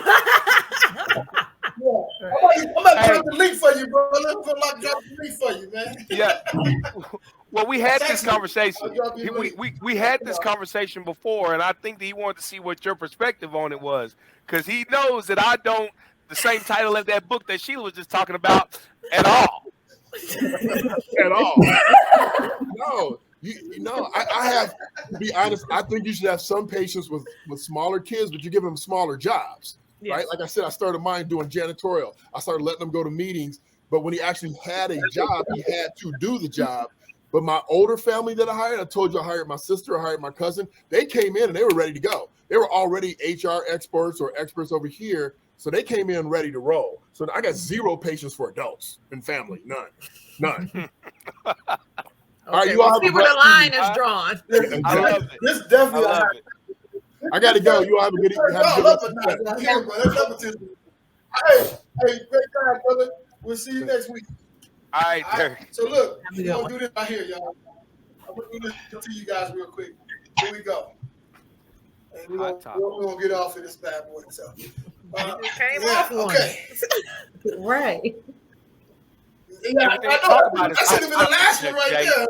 I'm about to say, you pay attention, man. Let's go. Y'all tell me where y'all at with this right here. None. Wow. What's it? Zero. Same with me, zero. I got respect for those that can navigate that. But... Me too. Huh? One to five, $5 million, you're gonna rock with it. So, your thoughts on this right here? Are you rocking with all this here? $5 million, you're rocking with it. $1 million, you're not. What you doing? No NFTs? No crypto? No. One. I do have crypto. I do have some crypto. I do because I'm not well versed in it. I couldn't talk to you about it. It was told to me by this, so I did that. But I do think that we talked about that fork in the road before. I think it will have a place in our future. Definitely, yes. I think it definitely will have a place in how either we buy or sell or whatever. I think it is for a part of the community. It will, and so, to know a little bit about it, I think is interesting, but it's not the thing. It's not my thing. So I guess I would do a 1. I would say that. I know NFTs probably will be. NFTs is huge, man. Yeah, I haven't bought into any crypto yet. I say I'm scared of it right now. So keep it real. What's your thoughts? I bought into it. I bought say into one. You did, okay. Oh, you bought into it. How long did you study it? How long did you read up on it before you finally bought into it? Well, I took the advice from my husband and my son, and I bought into it, and it did really well. But then, you know, over the last few months, it kind of went down. But I'm not well versed, like Sheila said. I'm not well versed in it, so I can't really explain. But I did it because I took the advice from my husband. Yeah. I remember there's with Bitcoin and these whatever freaking coins, you can name them all, Dogecoin, whatever this trash is, but it's there's nothing to me. There's nothing there, and I don't believe that it's a currency that will take over our currency. Specifically being that all other countries trade on the US dollar. They're not trading on Bitcoin. They're not trading on, again, this other stuff that we're referring to. So, and I'm not real huge in the stock market. I do have some stock, but I'm not huge in the stock market. It's just that I don't think that it's proven itself to be as stable as it has. I think that with any kind of stock, if we hype it up enough and enough people buy it, it will increase in its value. If people stop talking about it, it's going to decrease in its value. But then there is nothing that's securing it or backing it up. So where is the money going? But I think you make a point. Okay. I think when I think about Bitcoin and cryptocurrency, I do look at it more of like a piece of art, right? That a specific group of people are going to be interested in, and they're going to invest their money in, and then they're going to exchange their money because of the value that they have for this specific thing. I think I just saw on the internet that somebody paid like $19 million to have a meeting with Warren Buffett, was it? You know, but that was their value, right? Like they felt like, oh, this was worth me. I'm gonna pay this to go sit with this guy. And when I think about Bitcoin, cryptocurrency, and NFTs, I see it more as that. Like you're investing in art or some type of industry that is valuable for you. And then who else is valuable too? We're going to exchange this, you know, type of thing. And it's backed by our own personal value and not so much the dollar. I like that perspective. Yeah. I ain't getting in it, so I'm done. I have a perspective on that too, because I got a perspective on everything. Obviously. Whether it's in Bitcoin, stock, NFTs.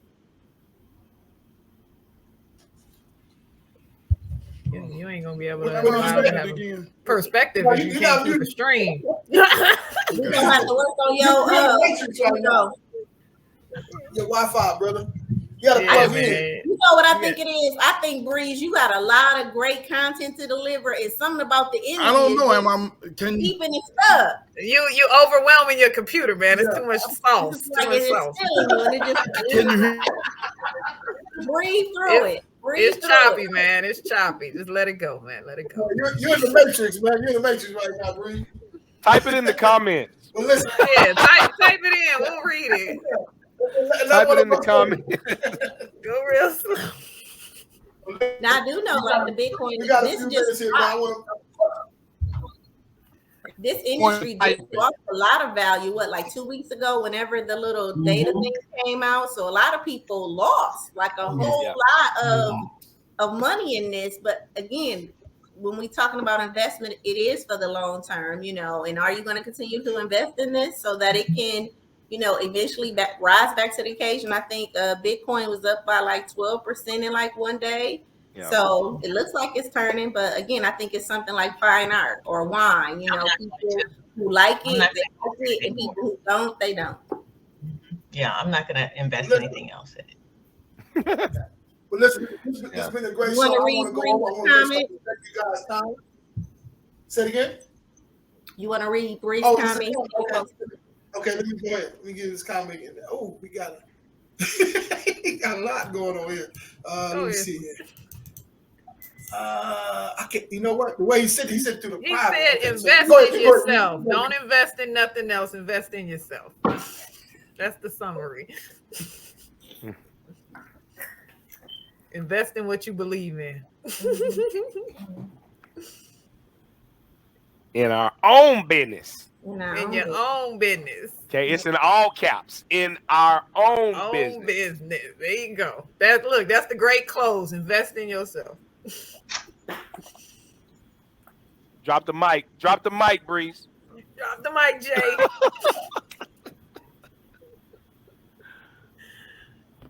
Look, now we can't.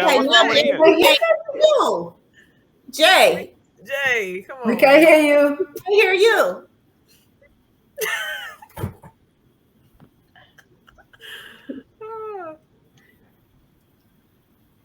Ladies, this is my first time meeting the three of you. It's a pleasure meeting you guys. Yeah, we can hear you now. Likewise. You too, man. Listen, take you guys time. I know it's been great. I got a roll. Okay. You guys want to promote anything? You have anything going on right now you want to promote?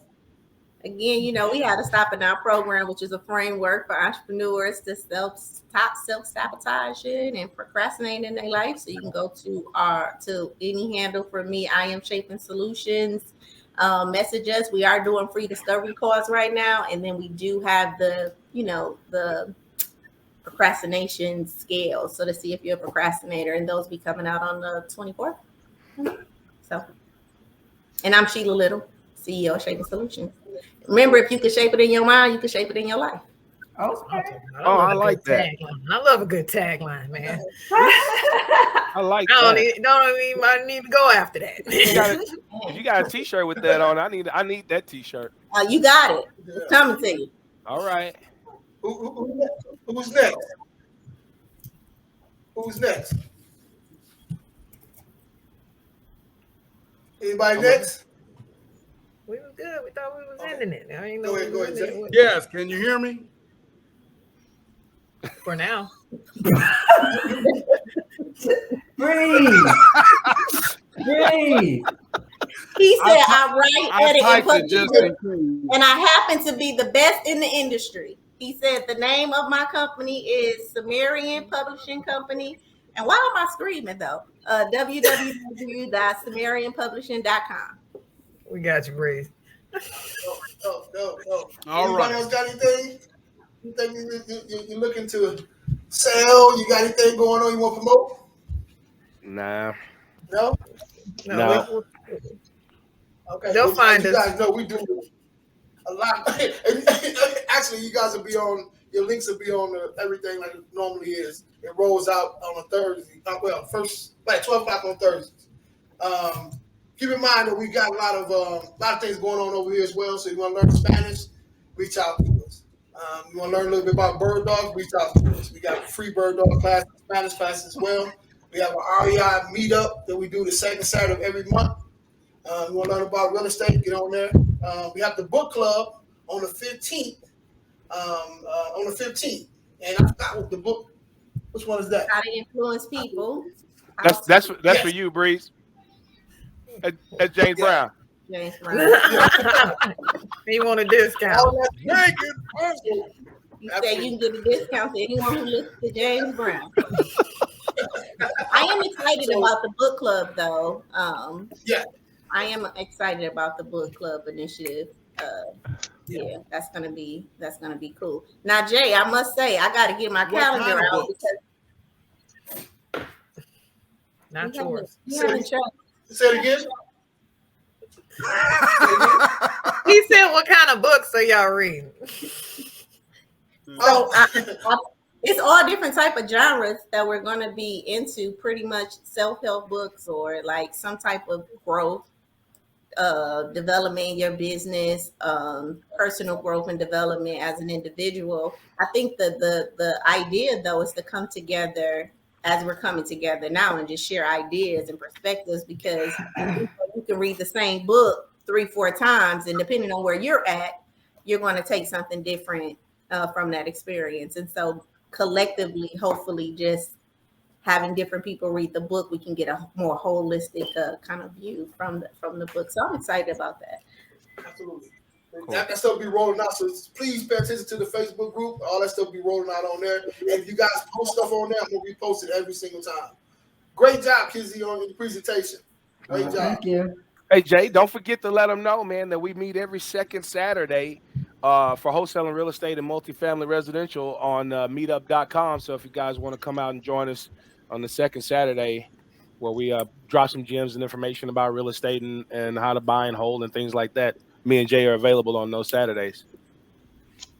Absolutely. Is that online? Well, it is online through Zoom. Yes.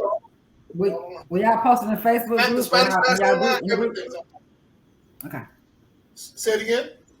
Will you post it in the group? Yeah, it's all on the Facebook group. You're right. Absolutely. Yeah. Okay. So, hey, listen, man, this been a good one. I see y'all get excited and everything. So I'm doing something right on this side with these questions. But y'all was on the ball, man. Really, we're gonna have to find another game, though, Jay. I would definitely agree. Oh, I'm gonna try to keep you covered. Did something last week. Yeah, it looked like he was like, Gotta lean into that one. We're gonna have to find another game, you know, Jay. I like the finger game from last week. The finger okay. We might do that again. Okay. Do you, so, Jay? Get a new game. I like the idea of men versus women, though, but I think the question was a little more, lenient towards the guys. I feel like they had easier questions than the women did. Me too. Y'all are more resilient. We digress. We digress. Go ahead, close us out, Jay. My whole life like being versus the women. Hey, man, you guys go out there and kill the rest of the week. Let them know you're here, man. The only way you do that is by promoting yourself, promoting others. Let us promote you too. Post on the Facebook group. I'm going to repost it every single time. And small business stand up. See you guys next week, man. Appreciate it. All right. It's been fun.